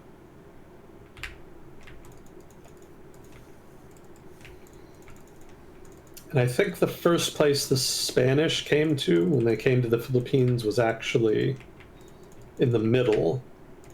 I want to say it was Cebu? Maybe it was Negros. I don't quite remember which island was the first one the Spanish set up on. But that island, I think, ended up having the Catholic churches, what are they called? Dioceses? Basically, the regional headquarters for Catholicism in the Philippines was actually initially set up there. And so the Catholicism of that particular area is more conservative, so to speak, than the rest of the area, the rest of the country, rather. And then there's also, going back to Mindanao, there's a peninsula jutting out of the western part of Mindanao. And the edge of that peninsula, the tip of that peninsula, actually has a town or maybe a small city where the population still speaks Spanish. It's not pure Spanish. I think it's a kind of mix of Spanish and certain local influences, but the people there do technically speak Spanish. And I think it's pretty much the only part of the Philippines where a majority of the local population still speaks it. Almost everybody else has universally abandoned it. So this particular area is a unique outlier in that regard. And I think there's some minor Chinese influence in the north and around Luzon. Manila, present-day Manila, was historically a major trading center. And before European contact, there were a number of Chinese traders that visited very frequently and sometimes had temporary homes set up, just for when they were in the country on business. Don't think the Chinese population was ever really that large, but they did have a relatively significant minority in the area for a long time. And then I think there was also some Protestant missionaries, American missionaries, who penetrated the mountains in the far north. Further north than Manila, there's a big chunk of Luzon Island that's very rugged. And there were a number of hill peoples up there that Protestant American missionaries engaged with to a greater degree than I think previous missionaries had. So I think there's some residual American influence at the cultural level in that particular area. Higher literacy, more Protestant Christianity, that kind of thing. And this, of course, is all on top of the inherent natural ethnic diversity of the indigenous population, which has its own variations of one kind or another. So all told, the Philippines is a kind of hot mess of a whole variety of local and international influences, cultural influences, all clashing against each other over the course of 500 years. You don't see that as much in, say, Malaya or Indonesia, where the culture is more indigenous and relatively more homogenous.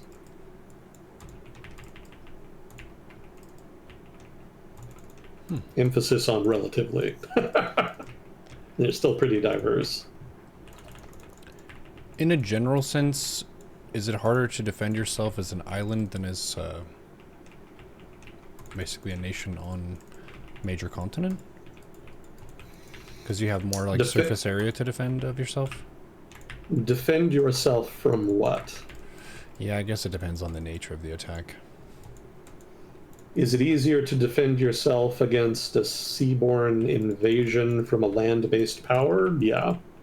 Because land-based powers don't generally invest as much in their navies. So then you as an island country will probably be able to beat them on the high seas. That's one of the main reasons Japan was not conquered by the Mongols. The Mongols totally intended to invade Japan and tried a couple of times. But each time they did, a huge-ass typhoon killed all of them. Oh, no. Damn. That's actually what the word kamikaze means. It actually refers to those typhoons. Huh. So that's not an example of an island country having a better navy. That's just an example of the inherent difficulty of a land-based power trying to cross a strait, a channel, etc., basically traverse the ocean, which is not something that's not a barrier to entry you have to worry about with just pure land-based conflict. So in that sense, yes, it's easier to defend an island nation. However, there are naval threats as well. Like, if you're an island nation, you've probably got other island nations, or at least maritime nations, nearby. And probably they've got pretty powerful navies, too. So it's not necessarily the case that you're going to be good at defending yourself from them, because they're going to be just as capable, maybe more so, of engaging in naval warfare. So in that sense, no, actually, being an island nation does not confer an advantage. It only gives you an advantage against a particular type of threat, that being land-based powers. But your island-based peers, so to speak, will still be a danger. Let's see. Yeah, Indonesia's history in the medieval period had lots of that. Either fighting within itself with different island kingdoms, nobles, whatnot, or fighting with other independent nations over, strategic territory. Generally, something like Malacca. Malacca was one of, if not the biggest trade center in Southeast Asia for many centuries. So there's quite a bit of jockeying for control of it over time. I think in the end, the Portuguese ended up with it, unsurprisingly.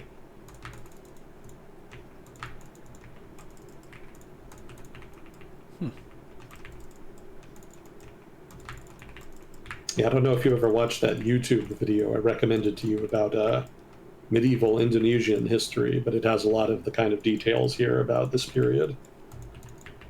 Cool. I did not see that. Yeah, if you're ever interested, it's still in the, what is it called? The Discord direct message thing. Discord DMs. That meme you sent me is hilarious. It took me a minute to kind of figure it out, because the first thing I thought when I saw it is, what the fuck is that? Isn't that such a common reaction we have when browsing the internet? What the fuck is that?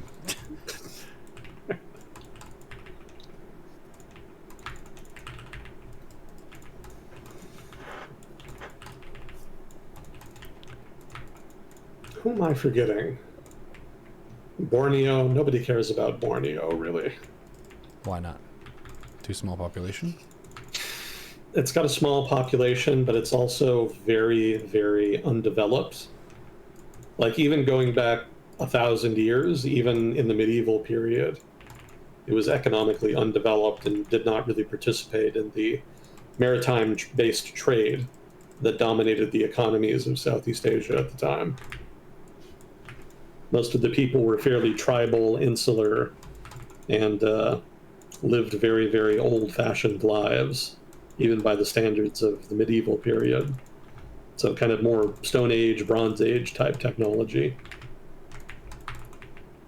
Yeah, I don't think missionaries of either an Islamic or a Christian bent penetrated Borneo until the late 19th century, probably more early 20th. So for a very long time, it was basically just terra incognita.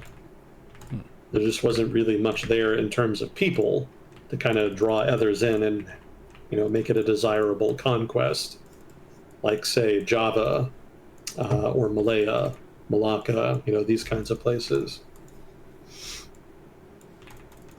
Also, it's just really, really uncomfortable. Like, Borneo is actually right along the equator. Mm-hmm. So its forests are all rainforests. It's surrounded by water, right on the equator. It's hot, it's muggy, it's humid. And rainforests are not known for being especially habitable, right? Yeah. You can do it, but it's hard. And so that's another reason a lot of would-be conquerors were put off. Like, why would you want that? It's not worth the trouble.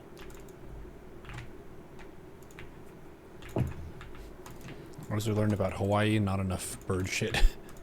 Yeah, not enough bird shit. Needs more bird shit. These islands are nice, but there isn't enough bird shit to justify the economic investment. Yeah.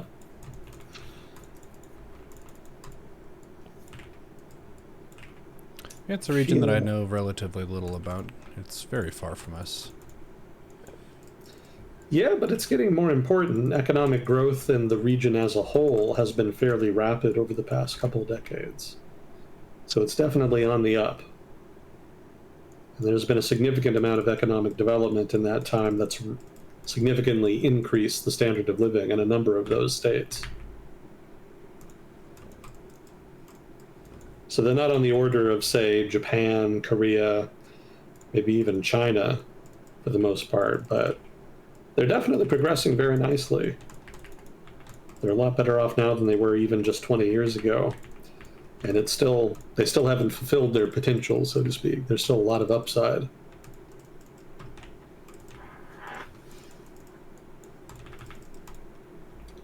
I imagine the United States will be paying much more attention to the region in the coming, 10 to 20 years.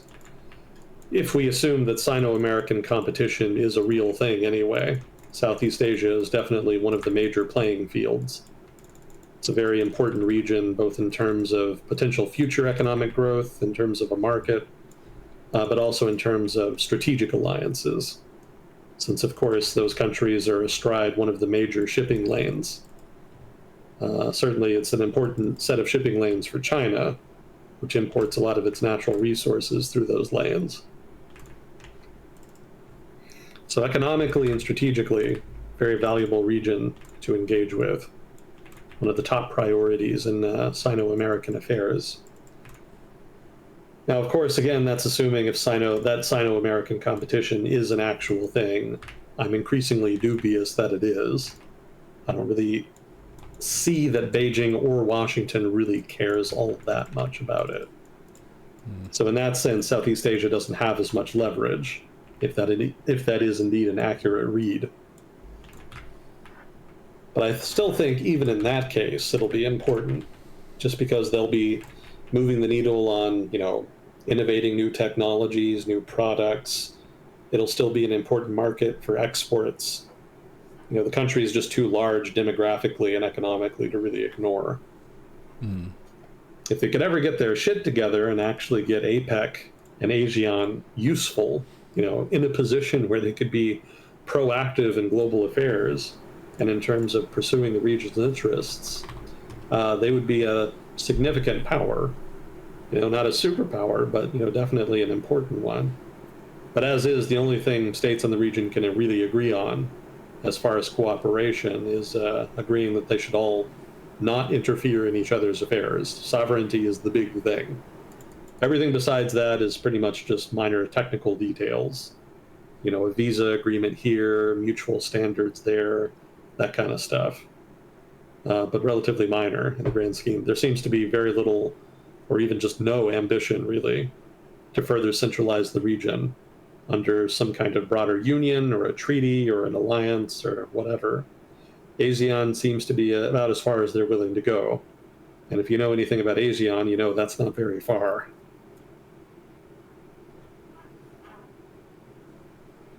Chat's wondering if you know anything about the 9-dash line. Yes, I've definitely heard of the 9-dash line. So that refers to China's claims on certain waters in Southeast Asia. China describes it itself as its 9-dash line. This is the border that it draws between the waters in the South China Sea that it claims and the waters that it recognizes as belonging to states in the region. As you can imagine, China's notions are much more far-reaching than those of local states. States in the region kind of differ in how they deal with that. Mm-hmm. The Philippines has a whole drama about it. They have these sort of cat and mouse games that their Navy and Coast Guard play with the Chinese Navy and Coast Guard in the region. Because the South China Sea also has some islands. Generally, they're pretty small, but maybe even more like shoals or atolls than islands. But still, there's a few there, and the Filipinos try to maintain their claim to the area by keeping some of those atolls and islands and whatnot occupied. In one case, it's actually just a ship. There was an old ship, I think it was called the Sierra Madre, that beached itself. I think by accident, but possibly on purpose, so that it could act as a kind of base for the Filipino Navy in order to kind of observe the Chinese Navy and also to maintain the Philippines' claim on the area. Yeah, I think we talked about it before a while back. There was an incident around that ship in which some Filipino sailors in a rubber boat, I forget the technical term for them, basically got into a conflict with Chinese Coast Guard personnel in a similar boat. And they were eventually boarded and actually fist fought each other. Whoa. Yeah, I think I remember that. That's funny. So a lot of stuff like that has kind of been going on over the past 10 years between the Philippines and China, as far as the South China Sea. Now, the others generally, I think the Philippines are the most proactive in that way. Nobody else really is that confrontational about it. To a degree, that's because other countries in the region have much closer economic ties to China, and so they have much more to lose if they aggravate Beijing. Mm-hmm. So generally, they prefer not to make a big deal about China's expansive claims. It is a point of tension. States in the region don't like China getting up in their face. They just don't really feel like they can do anything about it, given the disparity in leverage between China and Southeast Asian states. Yeah, I think Malaysia sometimes takes it seriously, but not nearly like the Philippines. Generally, they'll do things like lawsuits or what do you call them? Common statements. Basically, they'll have meetups with the leaders of other Asian states, and they'll all agree to a joint statement in which they express skepticism of China's position in the South China Sea. But they don't really do more than that. That's about as far as Malaysia has been willing to go. Indonesia doesn't really give a shit because they don't really have any substantive claims in the South China Sea. Vietnam does, but they're also right up against China. And that's a pretty tricky place to be. China's quite large. So I think Hanoi feels that there's only really so much they can do to aggravate China before that becomes a problem. Yeah, Vietnam has kind of a love-hate relationship with China. Culturally and politically, given that they're both ruled by communist parties, they have a lot in common. But at the same time, there's a lot of historical enmity there, because Vietnam actually used to be a part of China for a long time, several centuries, in fact. And Chinese culture has a big influence on the Vietnamese culture, on Vietnam's culture, like at a very fundamental level. And then, of course, you know, Vietnam has a very strong nationalist streak. That's been a core part of their politics since independence. All through the Indochina War, through the Vietnam War, etc. Communism has been there as an ideology and important, but nationalism was more important. Almost invariably, every successful communist movement in the 20th century was able to win the broader part of their given country's support by pretending to be nationalists before communists. So there's a strong nationalist streak in Vietnam, and that nationalist streak comes with some prejudice against China and the Chinese. So overall, the Vietnamese government in Hanoi has to kind of balance all of that out. They can't be too deferential to China without aggravating nationalists in the country. But at the same time, they can only aggravate China so much before, the weight of Chinese pressure kind of breaks them. To a degree, the Vietnamese government has maintained relatively good ties with the United States to basically offset Chinese leverage. To basically play the United States off of China by telling the Chinese, hey, if you're too mean to us, then we have this alternative that we can turn to. Washington has tried to encourage that over the past 20 years, but with very mixed results. In general, the leadership of the Communist Party in Vietnam is skeptical of Chinese power, but is also skeptical of American intentions. They don't really trust either party, but they're inclined to trust the Chinese a little more, if only because they're both ruled by communist parties. They at least have that in common.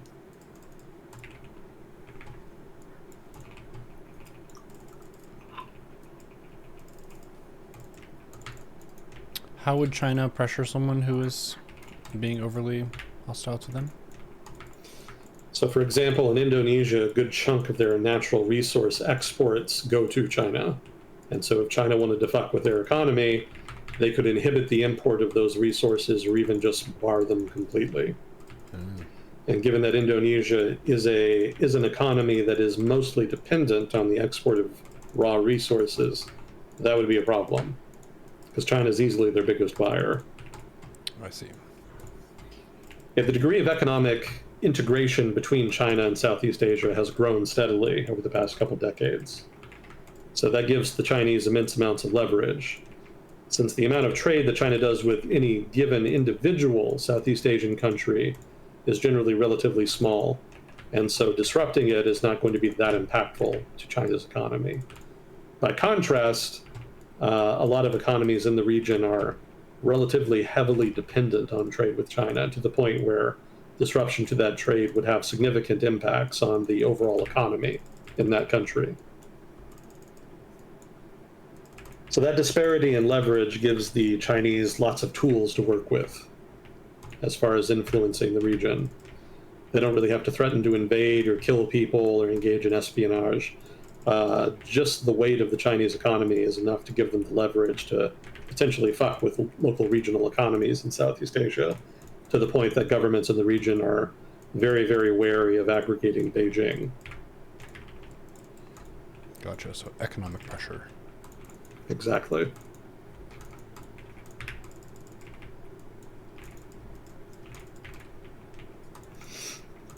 How are we doing on time?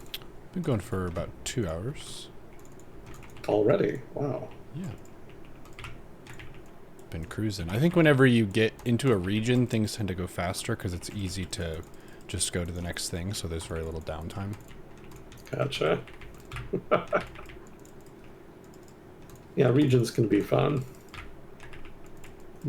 Get into the complexities of the interrelationships. It always adds extra spice. Yep.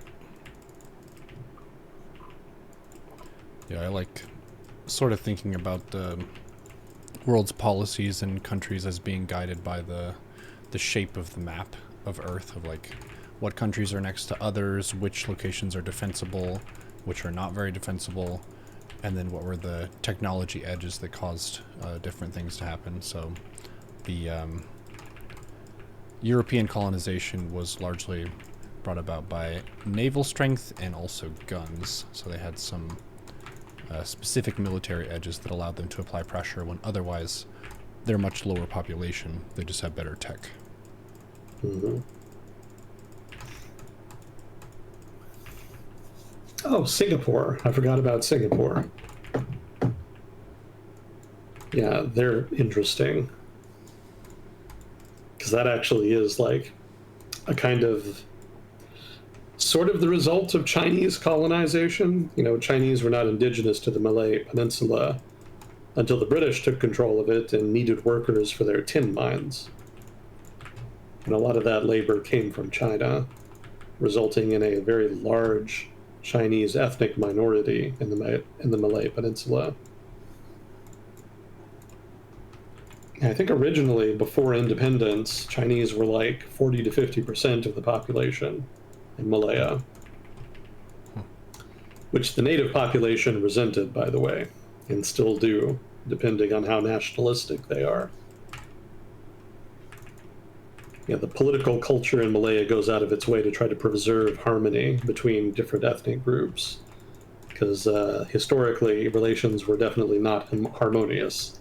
Mm-hmm. They've had a lot of issues with that in the past.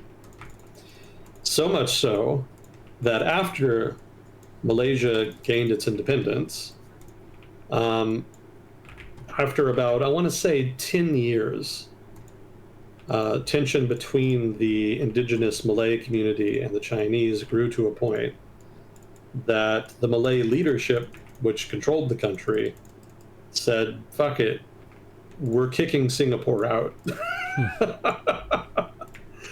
So Singapore is an independent state, which it was not originally. It was actually part of Malaysia originally.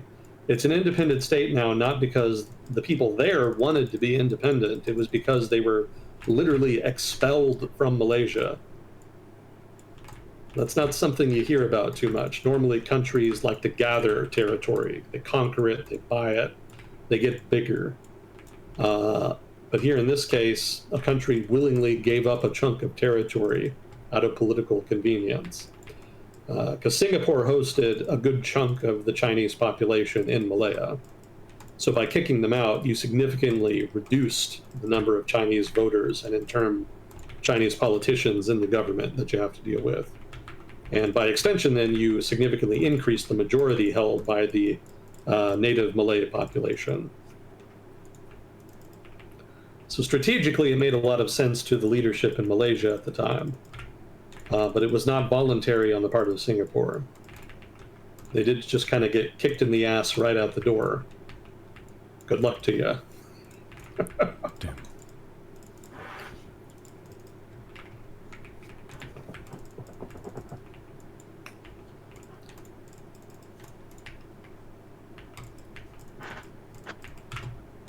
And Singapore's really high economy for how low their population is, I think. Yeah, it's basically a developed country. Like, the standard of living is comparable to, say, like Korea or Japan at this point. Oh, yeah. Yeah, GDP per capita, $90,000. That's developed level. Oh, it's actually higher than Hong Kong.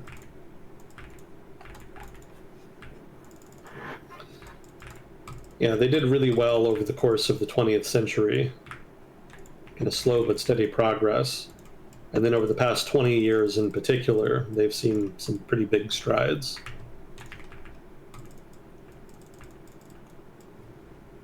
Yeah, I think it would be more popular if not for the government. The government is pretty good at managing things, but it's also a bit restrictive. What type of government do they have? Nominally, it's a democracy, but it's a flawed illiberal democracy. It is kind of de facto one-party state. So there is an opposition, there are other parties, but the electoral system is designed to heavily benefit the incumbent political party. I think it's the People's Action Party, something like that. It's the the party that's pretty much governed Singapore nonstop for the past 60, 70 years. Yeah, I was right. I'm surprised I remembered that. I don't think of them all that often. Have you ever heard of Lee Kuan Yew? No. So he's basically the founding father of Singapore. He led the People's Action Party from the start, and pretty much ran Singapore as his personal business for 50, 60 years, thereabouts. Like the leadership of the party and of Singapore by extension is basically a family business. And the Yu family is that business. Actually, technically, it would be the Lee family. The Lee family is the family that kind of runs Singapore. And, they've delegated to varying degrees over time certain parts of this, that, or the other government service, but for the most part, it's pretty much their show. And a lot of people were really concerned when he finally died. He'd run Singapore for so long. Nobody really knew what would happen when he went. He did try to groom his son to succeed him, which is what happened. But I haven't heard nearly as much about the son since Lee Kuan Yew passed away. So I don't know if that means he's doing a good job and there's nothing to report on, or if he's just kind of skating by, not doing anything dramatic so as to not rock the boat, but then in turn not taking any risks such that there's opportunities being missed out on. Yeah, there has been protests in Singapore on occasion asking for more genuine democratic rights, a more genuine democracy that's less restrictive. It's not just the electoral system that benefits the incumbent party. Like, there are very strict rules about who can run for office, strict rules about registering as a politician, to run for an office, that kind of thing. Lots of hoops, lots of little barriers to entry that just make it overall difficult to actually compete on an even playing field. Yeah, it definitely is mildly authoritarian. I've heard And that that they doesn't have even very aggressive policing of a lot of things that are legal in other countries. Yeah, I was about to say, like, that doesn't even get into all of the sort of little things that they nitpick. Lots of, what would you call ordinances, I guess, is what you would call them in a municipality in the United States. So, you can't spit gum out on the street, for example. Like, that's a finable offense. They can come after you for that. So just a lot of little things. You kind of have to behave yourself in public and comport yourself well. And if you don't, if you're publicly drunk or you're doing something in that vein, like, the police can just kind of collect you and get you off the street. Yeah, that aspect of Singapore is another reason that people are a little gun shy about fully embracing it. If not for that, there'd probably be a lot more people there. Given how good the economy is, I don't doubt there's people interested in it. Anyone in chat seen that? It's a scene from some show. Maybe it's Parks and Rec. I can't remember exactly. Where he says that they have the best society in the world because of jail. If you undercook chicken, jail. Overcook chicken, also jail. You're just jail for any minor offense. Yeah, I would point out that if Singapore did fully democratize, it probably wouldn't, that aspect of it anyway, would probably not change all that much. That is partly a cultural thing. Because if you look at other equivalent Chinese societies like Taiwan, People's Republic of China, etc., they take a similar approach to maintaining public order. They may not focus on stuff as petty as what the Singapore government does, but there is more of a preference for public order in those societies than there is in other non-Chinese societies. Singapore is just a bit unusual in that it's a kind of mishmash. They've got the Chinese side, but they've also got a lot of English influence. Like, English is still one of, anyway, the official languages. and a lot of business and government activity is done in English.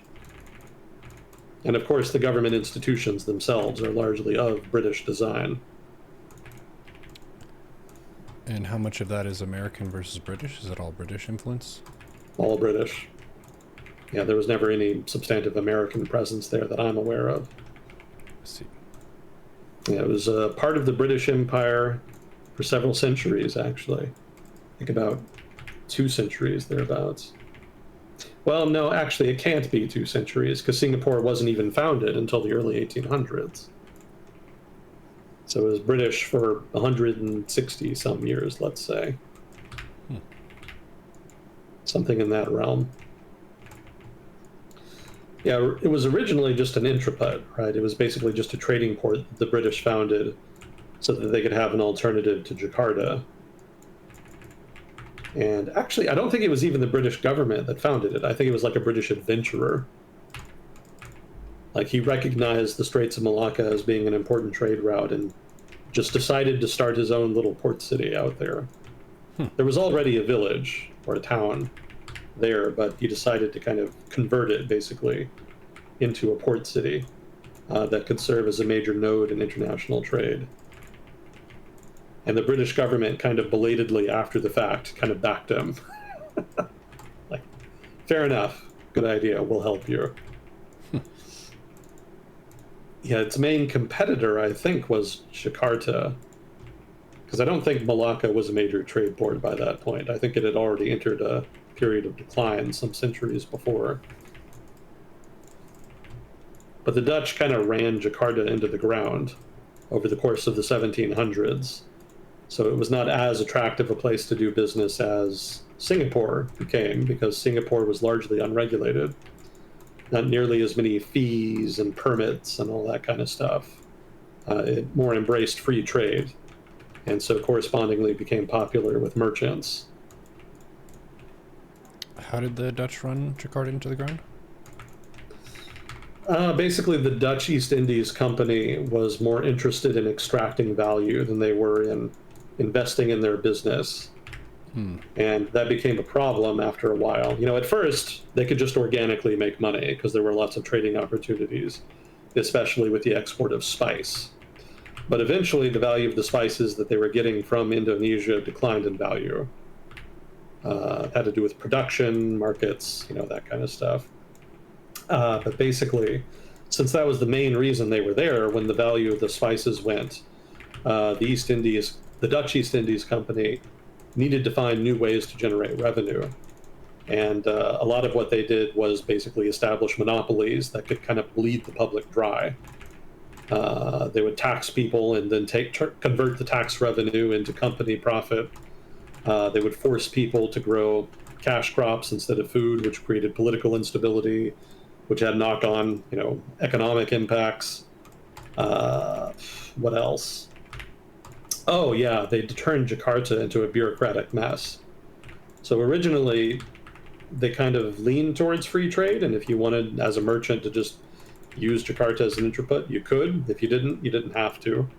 But what they eventually decided in the 1700s is that if you were doing business in or with Dutch territories or Dutch citizens, then you had to go to Jakarta. Like, you had to get a permit and you had to get it certified, and only then could you move on. And as you can imagine, that added a level of bureaucracy to merchant trading that merchants hated. They don't like people fucking with their business operations.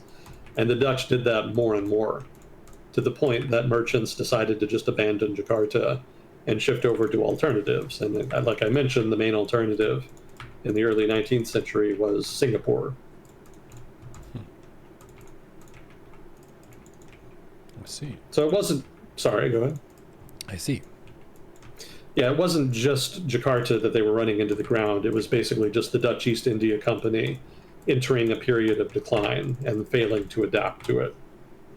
And the result is that a lot of Indonesia suffered on account of the bad governance that stemmed from that. But Jakarta, in turn, was also impacted, and so they were not in a good position to successfully fend off the challenge from a rival port city. in the form of Singapore.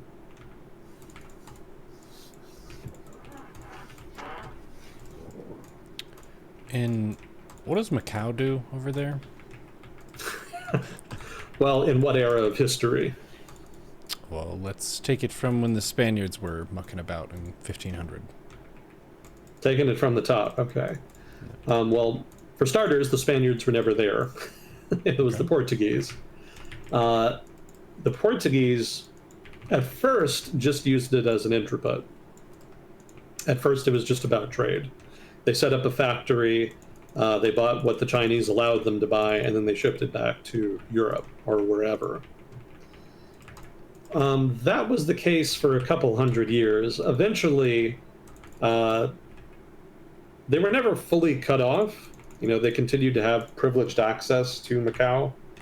But over the course of the 1700s, they were kind of crowded out by other European traders. And so the territory's value kind of declined.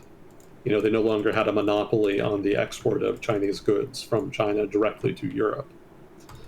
But they still kind of hung out there just for one, because it was a strategic asset and because they did generate some revenue from it. So there was a period where the value of and economy of Macau just kind of declined. And that was probably like 1700s, 1800s, thereabouts. So for that period, it was pretty much just a backwater part of the Portuguese Empire. Not a lot was happening there. Eventually, the Portuguese handed it back to the Chinese in the late 1990s. And by that point, there had been a change. Actually, this was before the handovers. I want to say starting in the mid 20th century. I'm not exactly sure on the timeline, but I want to say starting in the mid 20th century, there started to emerge in Macau a significant gambling market. Like if you wanted to gamble in the Far East, one of the best places to go was Macau. And it started slow, but then kind of gained traction over time, and it especially picked up after the Chinese entered their reform period in the 1980s. And since then, gambling has been the economic activity in Macau. Even to this day, I've heard people call it China's Las Vegas. Yeah, I heard it mentioned when one of the best United States poker players moved there after the online poker sites were heavily restricted. I think this was a couple decades ago now. His name was Durr, because he would make a really stupid face whenever he's making a major bet decision. His opponents would underestimate him. I can't tell if you're joking or not. I'm not. That's his legit name. That was his strategy. That's even worse. Yep. That's even worse. He was really fun to watch because he was new blood poker player, like back when Kukio and I were playing poker. He was in our age bracket, and he's playing against these old poker greats who are in their middle or later years, and they would all think that he was some dumb kid because he had this silly face that he would make that kind of frustrated them. They're like, "You're an idiot, you should be losing to me." But he just outplays them. Nice. But that's pretty much all Macau's economy is now. It's just the Far East's center of gambling. Gotcha. What kind of government do they have? So, Macau hosts one of China's two special administrative regions. That's the technical name. The other one is Hong Kong. So when you think of an SAR, just think sort of Hong Kong style, where it's sort of two countries, one system. Wait, am I remembering that correct? Two systems, one country. There we go. I got it backwards. So Hong Kong can kind of maintain its own political institutions, its own status quo, even some limited sovereignty in international forums, but it's formally a part of China. So there's a similar arrangement with Macau, where they can kind of be autonomous, but still remain part of China. Macau can't really do as much with that as Hong Kong. Hong Kong was always way more successful, whereas Macau was always pretty much just a backwater. As far as the actual governance of the territory, like how specifically is the government set up, I'm actually not sure. Because I don't think they've set up just like a full CPC sort of communist style one party system there. But I don't think they have Hong Kong style elections either. I don't think the Portuguese ever really moved towards democratization like the British did in Hong Kong. And so the political institutions in Macau were much more retrograde when the territory was handed over to the Chinese than in Hong Kong's case. And I think the Chinese were perfectly okay with that, since that sort of autocratic model was more in keeping with their established model of governance. But I'm not sure how they changed it after the handover, if at all, and just what distinguishes it from Hong Kong, or even just other parts of China. I would have to look it up.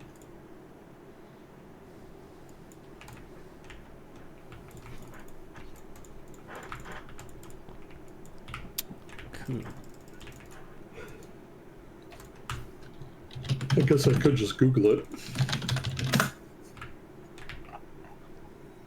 Let's see. Headed by secretariats or commissioners, reports directly to a chief executive.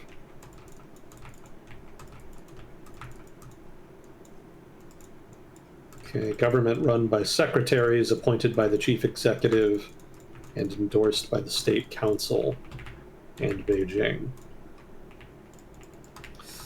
Yeah, that's very hierarchical. So basically, a guy gets appointed chief executive, and then he appoints functionaries that actually run the administration. Very top down. I see no mention of elections here at all. Yeah, I'm not surprised.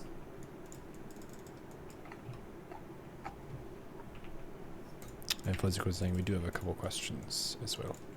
Oh, yeah. Okay, Neuro. What is the fine jail time for being drunk in Singapore? Are we talking a little drunk, or what state of drunk? I don't know off the top of my head. I don't even remember specific cases of people being drunk and being punished. The case that I do remember was way back in the 90s, maybe the early aughts. There was an American teenager, and he was caught doing something. I don't remember if it was drugs or alcohol, or maybe something even more mundane than that. But he was caught doing it, and the Singapore authorities decided that the appropriate punishment would be, I think it was 30 lashes. Whoa, some medieval shit. Okay. Yeah. I don't know if they also added a fine on top of that. It wouldn't surprise me. But I remember it made international news because some people were upset that basically a child was being physically hurt. Other people were delighted because they thought he deserved it. So, mileage may vary. Different people had different responses to it.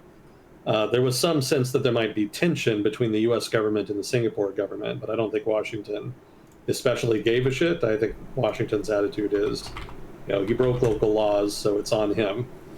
He should have known better.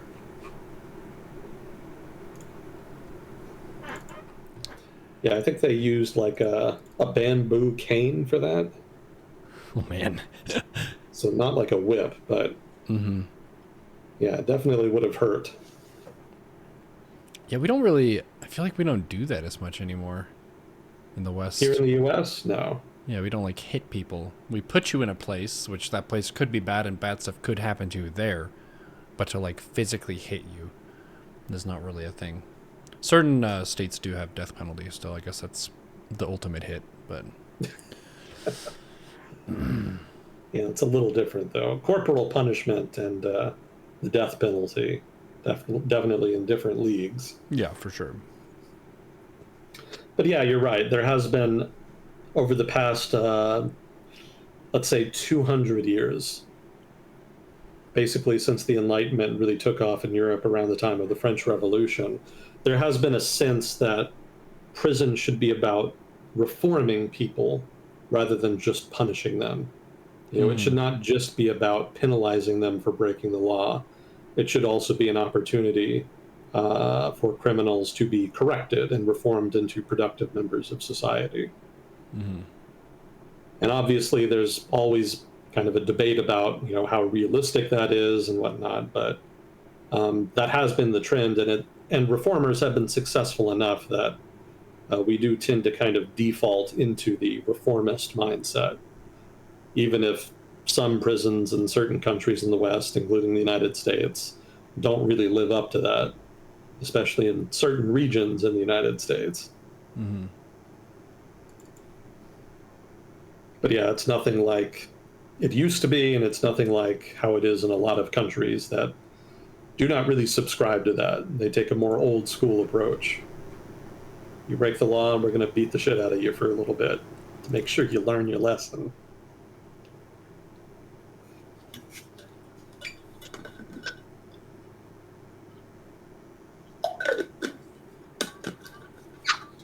Let's see. TSMC currently leads the world in the production of cutting-edge computer chips. If China invaded Taiwan, I figure they would blow up the factory before surrendering it. What probability would you put on such an invasion in, say, the next 10 years? I still think it's pretty low. I don't think China's all that interested in Taiwan. I mean, given how much economic influence China has over Taiwan, you really don't need to invade it. It's just kind of redundant. They're already in your sphere of influence. Pretty much, yeah. I'm sure Chinese nationalists would like to take it back. I'm sure they would find that exciting and just, given the history of how Taiwan was sort of pried away from China. But I don't think the Communist Party leadership in China is all that invested in it.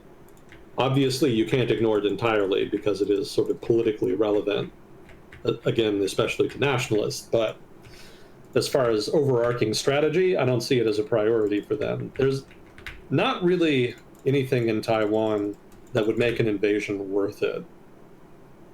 You can argue that they have TSMC, but like you point out, that would probably be sabotaged such that they would not be able to get access to the equipment. Also, I don't know that the Taiwanese themselves would do that. They say that they would do it, but at the same time, if that is sort of the core of your economy, obviously you don't want to be a part of a communist one-party dictatorship.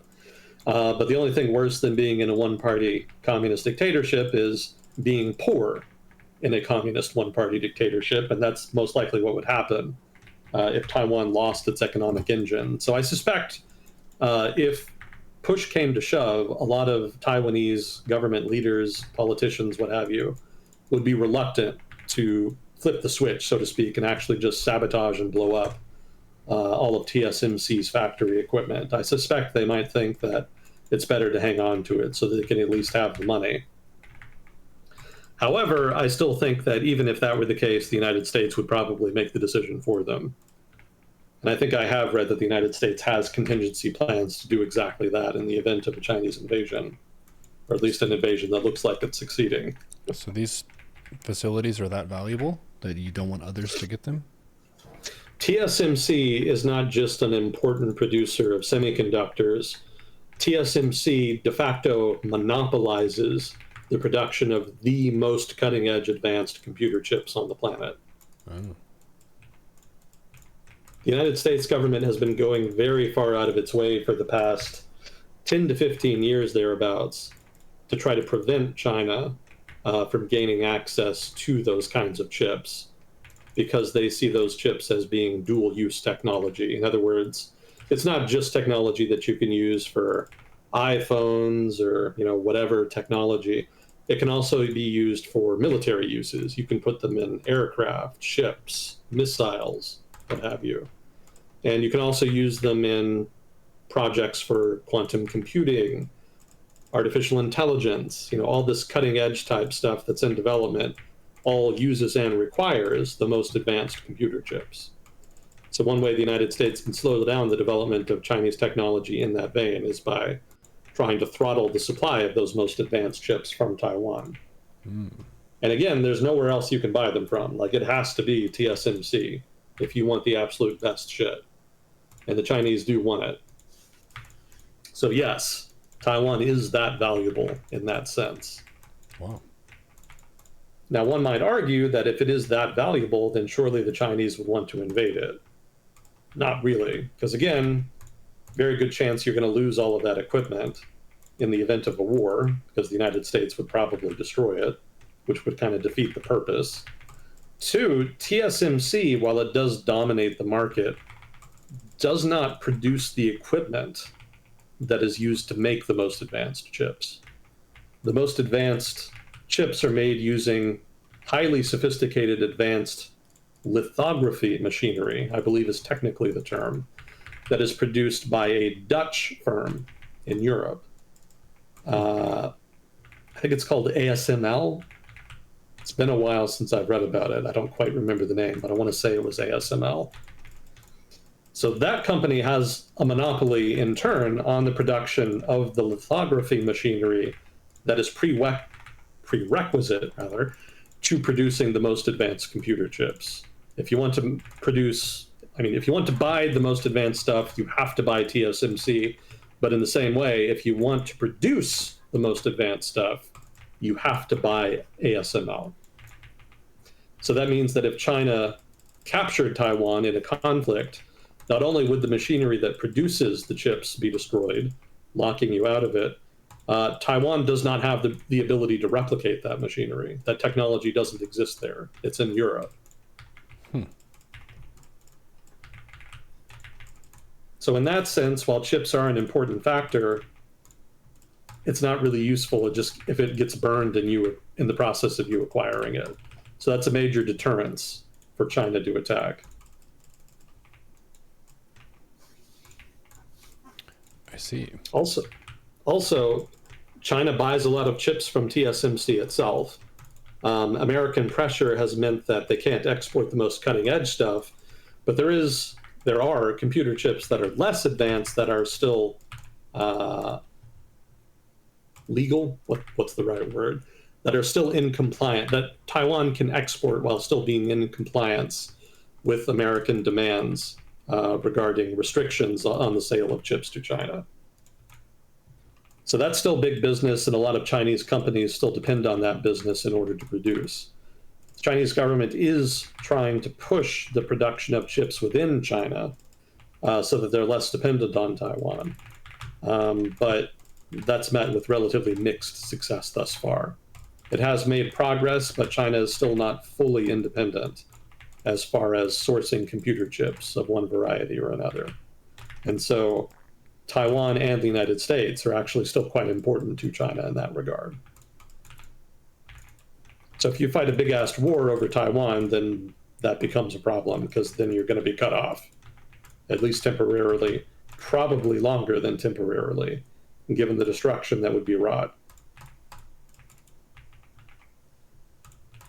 So weigh all of that cost of invading Taiwan against just not doing that. Like, the opportunity cost is really high. You can get most of what you want from Taiwan by not invading, just trading with it. And you can coerce Taiwan into doing what you want, generally through economic pressure. Not always. Sometimes it blows up in Beijing's face. That's happened several times. They had the sunflower revolution, I think 10 some years ago. So there's always political dissidents in Taiwan who don't like the idea of making or allowing Taiwan to becoming more economically entangled with China, and are also resistant to, what's the word I want, engaging with China at all, basically, because they see doing so as kind of paving the road for eventual reintegration of Taiwan into China. So obviously Beijing doesn't like those people. It prefers to deal with basically the Kuomintang, which is the nationalist party, which is more pro-China, more pro-mainland, ironically. The opposition to the Kuomintang is the DPP, I think, the Democratic People's Party. And they're the China skeptics, right? They're the Communist Party phobes, so to speak. So Beijing generally tries to favor the Guomindang and to try to delegitimize and demoralize the DPP as much as it can. And generally, its ability to do so is pretty limited. I don't think there's been a single election in Taiwan where the Communist Party of China has been able to successfully weigh the outcome of the vote, impact the outcome of the vote, rather. In so much as they have impacted it, it's been in the manner opposite to what they wanted. They've scared people into voting for the DPP. So pretty self-defeating in that regard. I think much more successful for them has been predicating economic engagement, or even just the maintenance of pre-existing economic ties, on Taiwan opening up its economy and allowing for further economic integration with China, which is what the Sunflower Revolution and protests were about back in the day. So even the DPP sometimes feels compelled to give ground in that regard.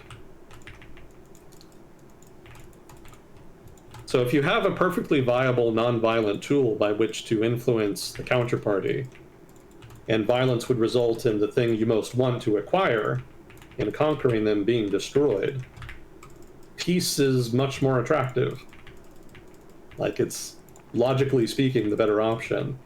I think the only way that the People's Republic of China would seriously consider an invasion would be if either the Taiwanese government itself did something very belligerent that suggested they would openly move towards full independence, or if the United States government did something in similar vein that suggested they may allow or push Taiwan into independence, or might otherwise significantly increase, say, the American military presence in Taiwan, which isn't really a thing right now, but obviously there's always some, at least in secret, if not explicit. But if the US government decided to significantly escalate military presence on the island in a way that was very explicitly confrontational to Beijing, that could precipitate a crisis. Alternatively, if the United States were to, say, blockade China or disrupt trade through the Straits of Malacca in order to pressure Beijing, in those cases, China may try to offset that pressure by directly attacking Taiwan in order to draw in the US Navy. Because the US Navy has a much stronger position in the South China Sea and especially the Straits of Malacca than it does in the waters immediately around Taiwan.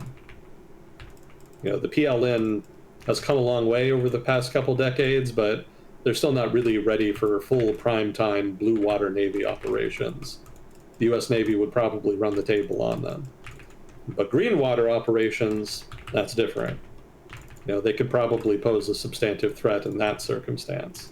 And that's exactly what would happen if the US Navy fought them in and around Taiwan. What's the difference between blue and green water?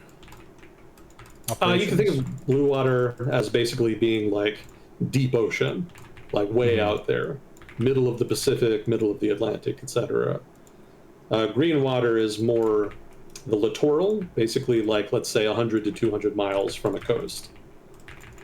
So it's out in the ocean, but it's not too far away from land. And then brown water would be like coastal, like immediately next to the land. So the US Navy is a fully fledged blue water Navy that can pretty much go anywhere, do anything. The Chinese Navy, by contrast, has been trying to build capacity to project force, but still isn't there yet. So if the US Navy does something in a blue water area far away from China, the Chinese Navy probably won't be able to do much about it. But what they can do is project force into their near abroad. In other words, into Taiwan. And given the US commitment to defend Taiwan, which has kind of been wobbly over time, but nominally is there, that would draw the US Navy into that space on which the Chinese Navy could compete on a more even keel.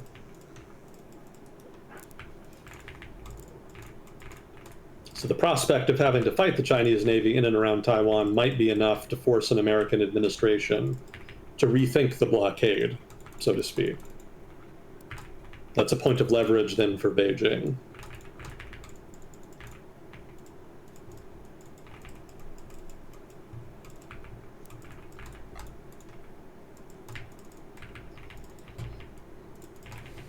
So I don't think an invasion is in the cards, in my opinion. I'm not a professional, but I don't think it's very likely. I think Beijing gets everything it wants eventually through other means, and that will be a perfectly acceptable outcome for them. It's true that they have ramped up pressure on Taiwan in the past 10 years, but a lot of that has actually just been in response to either Trump or to individual American congressmen. I remember a couple of years ago during the Biden administration, there was a conga line of congressmen purposely going to Taiwan just to show that they were tough on China. Oh yeah, I And remember Beijing, that. yeah. So Wasn't that Beijing, of Elizabeth course, Warren resents went there stuff like too? that. Sorry, what? Elizabeth Warren, I think, was one of the people who went there. Yeah, I think so. Her, Nancy Pelosi, and I think a couple of Republicans. Don't remember all of their names. But yeah, they all kind of went out, I think, before a midterm election. We're tough on China. See, we're in Taiwan. Look at us going to Taiwan. Yeah, we're so brave. So Beijing, probably Beijing didn't especially care that much about that, but felt that they had to make a show out of it because it was seen as confrontational. So in order to kind of maintain some level of deterrence, in order to kind of maintain national prestige, they engaged in some war games and issued some rhetoric about conquering, well, not conquering Taiwan, but complaining about perceived American intransigence. And they've kind of kept that up since then, but it's basically just been matching the pace and tempo of American activity in the region. So I don't entirely blame the party for that. They could have stopped. They could have tried to de-escalate. They have not. So I do blame them for that. But at the same time, I don't take the provocative actions that China has indulged in around Taiwan in the past couple of years as being a sign of a pending invasion. For me, it's just signaling with the United States. Hmm.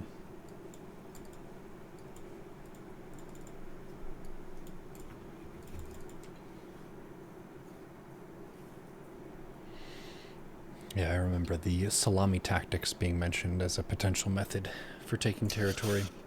Yeah, yeah, those islands near the Chinese coast are very vulnerable. That's an easy starting point.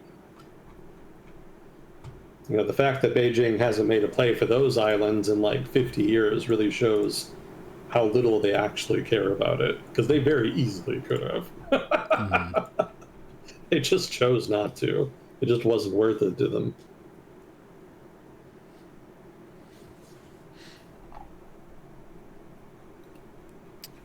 Cool. Were there any other things you wanted to get to? The trade update is still accumulating, but there's nothing especially dramatic there. It's mostly technical stuff. Let's see. We did have a correction. I think you asked me what the laws on presidential term limits were in France, and I didn't know. Somebody in chat piped up and said that it was 5 years, 2 terms in a row, but then they could run again after a break. Hmm.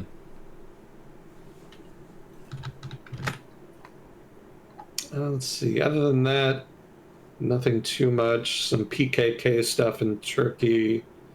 I had a whole bunch of economy stuff about the U.S. and Chinese economies, but we may have to wait a while for that because that's gonna be like an hour-long thing. Mm-hmm. I don't know if current events will conspire to give us that time. There seems to always be something going on somewhere. And that's when I'm not going on huge ass tangents about Southeast Asia. That's good though, because that gives us like a main centerpiece of the episode. I like those. Continue doing that. Yeah, easy to label those, right? Yeah. At least there's a major theme. Sometimes it's like a little bit of everything, which isn't bad necessarily. It just makes it harder to title. It's like, well, we addressed a little bit of everything this week. Yeah, that's about it, I guess. And I'm still working on that inequality thing and a bunch of data that I'm getting together about economic inequality and wage growth in the United States for certain percentiles. So if and when we get to that, I'm hoping it'll be interesting for people because that's going to be much more data centric.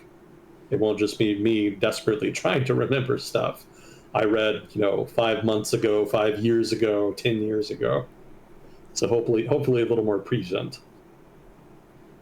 Cool. We can look forward to that.